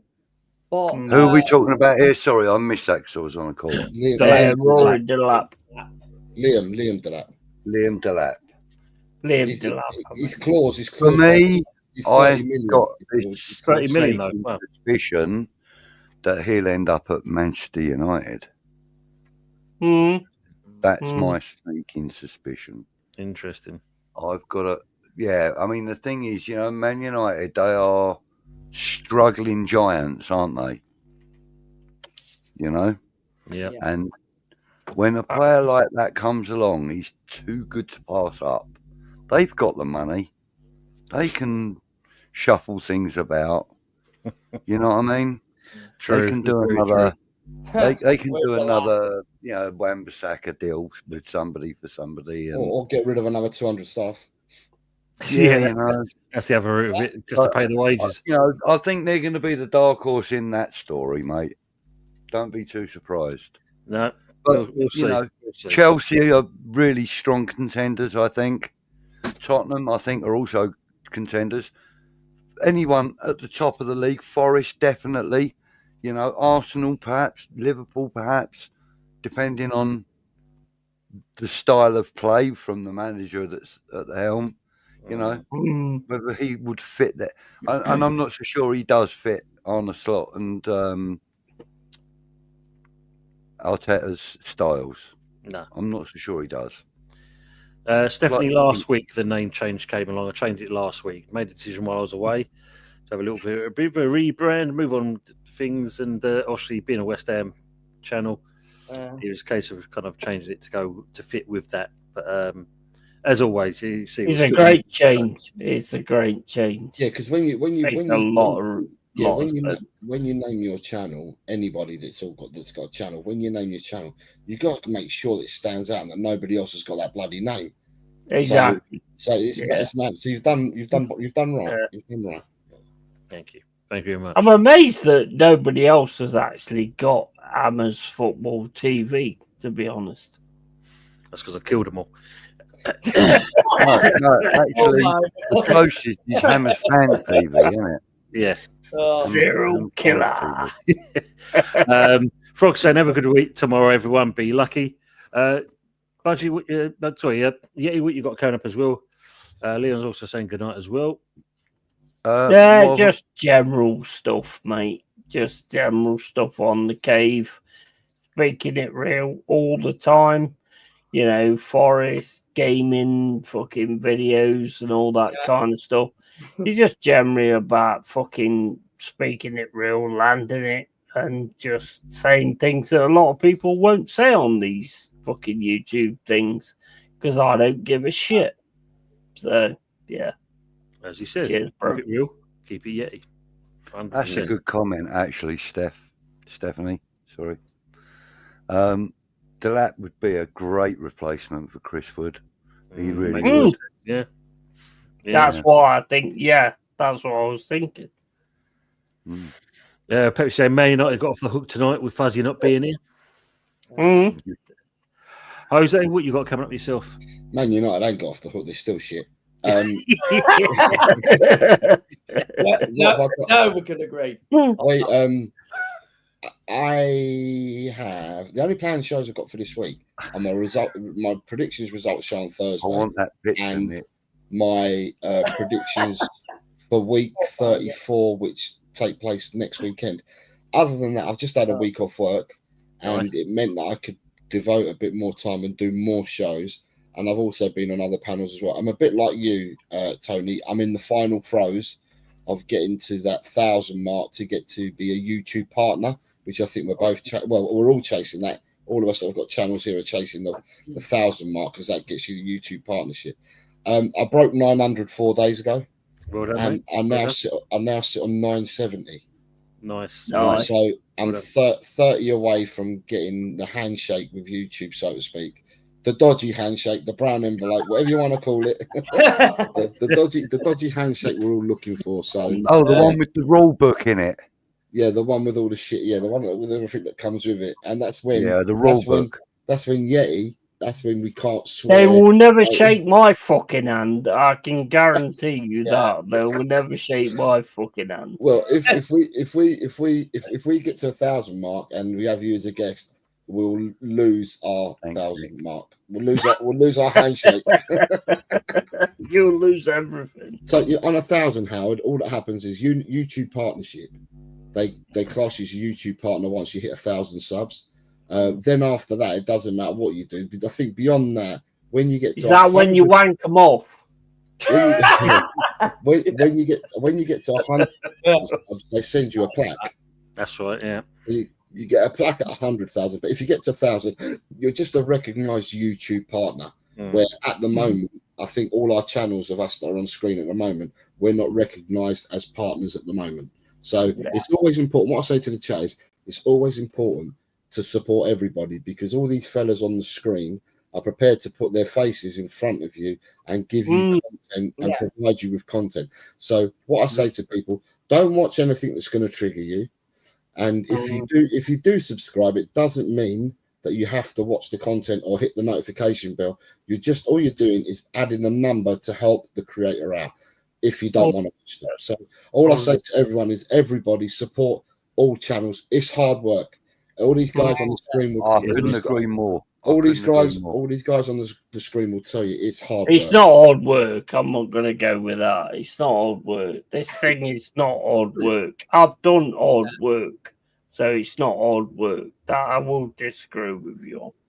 Okay, it depends what kind of content you're producing then, because if you're producing, it takes time to prepare your shows, to get your props if you're going to have but it's not hard work.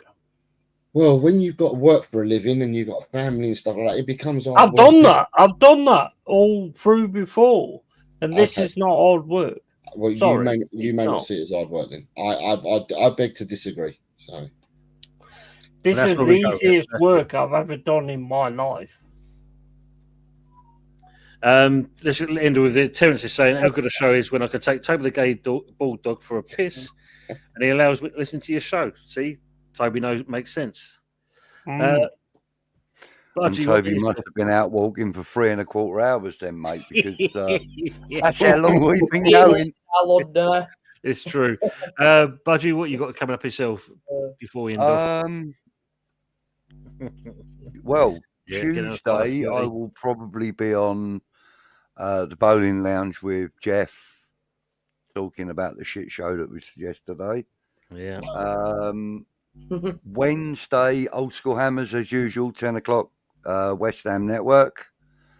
And Thursday, hopefully, we're back with the West Ham review, the new and revised West Ham review, because actually, if you've got time tomorrow, Tony, we'll have a chat. Okay, mate. Yeah, give me a shout. Problems. No problems. I'm not busy most of the day. Yeah, I should be around, mate. I should be around. Okay, cool. Jimmy Nick Thornton, did you see that still stream where his cat knocked over the up background? His cat. I think we've all had that. Great show, everyone. Love the banter. Thank you, Stephanie, as always. That was your Upton Park background.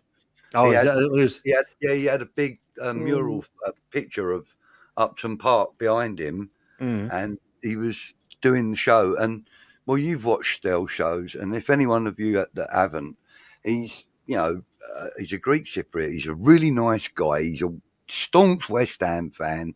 You know, we take the piss out of him because he lives near Chelsea, and he says, I don't live in fucking Chelsea. He gets really angry with us, right?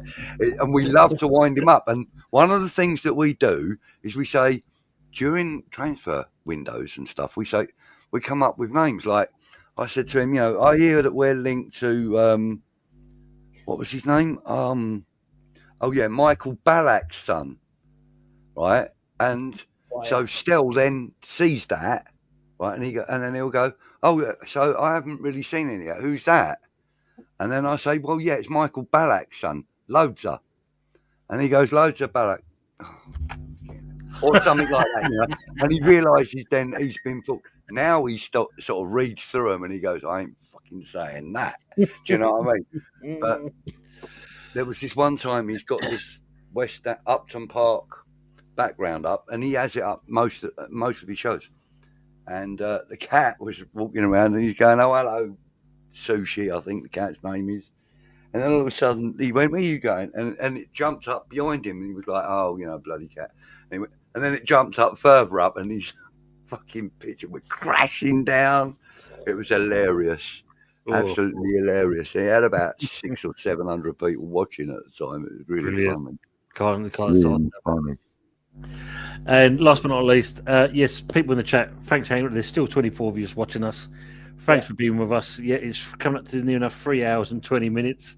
It's been a good show. It's been great having the people on the panel as always. Some great, banter as well from the people in the chat. You will find me on Wednesday with the good, the bad, and the ugly, back with Anthony, as long as his back's all right, and obviously Fuzzy. Let's make sure he's a speedy recovery as well. Thursday, yes, it will be me and Budgie with the West Ham review, and who knows, maybe a few other things in before then. Yeah. But let's just say there, try a world and wind farms in the North Sea. Oh, bloody hell, frog. Let's hope England win the World Cup one day before we die. Well, work bank holidays, but got tomorrow off. I remember them days. Stanley Welbeck, Danny's dad, used to work in bomb disposal. Stan Welbeck, that was another one. Thank you, Stephanie. Yeah, that was another one. And of course, Michael has had this one. London is through 2 stars. That's simple. But it's been a pleasure having people in there. James E20 Zone TV as well has been with us, and as always, Steph is a legend. She definitely is that. I agree on that one. Yeah. Hope you've had a. Here they go. London will be renamed in Russian. Oh. Tony, mate, a class show. Thank you, Terence. As always, pleasure having you with us. Keep it real, Budge. Yep, and always, mate. Always. And luckily, he didn't have a short fuse. Yeah, it's very true in there. But hope everyone's had a good Easter. Enjoy the rest of it. Enjoy the day off for those who's got it tomorrow, and make sure you have a good week. And we'll just go out with the outro, and we'll go from there. Good night, all. Take it easy. Keep it real. Keep it yay. Come on, you irons. Up the Chelsea.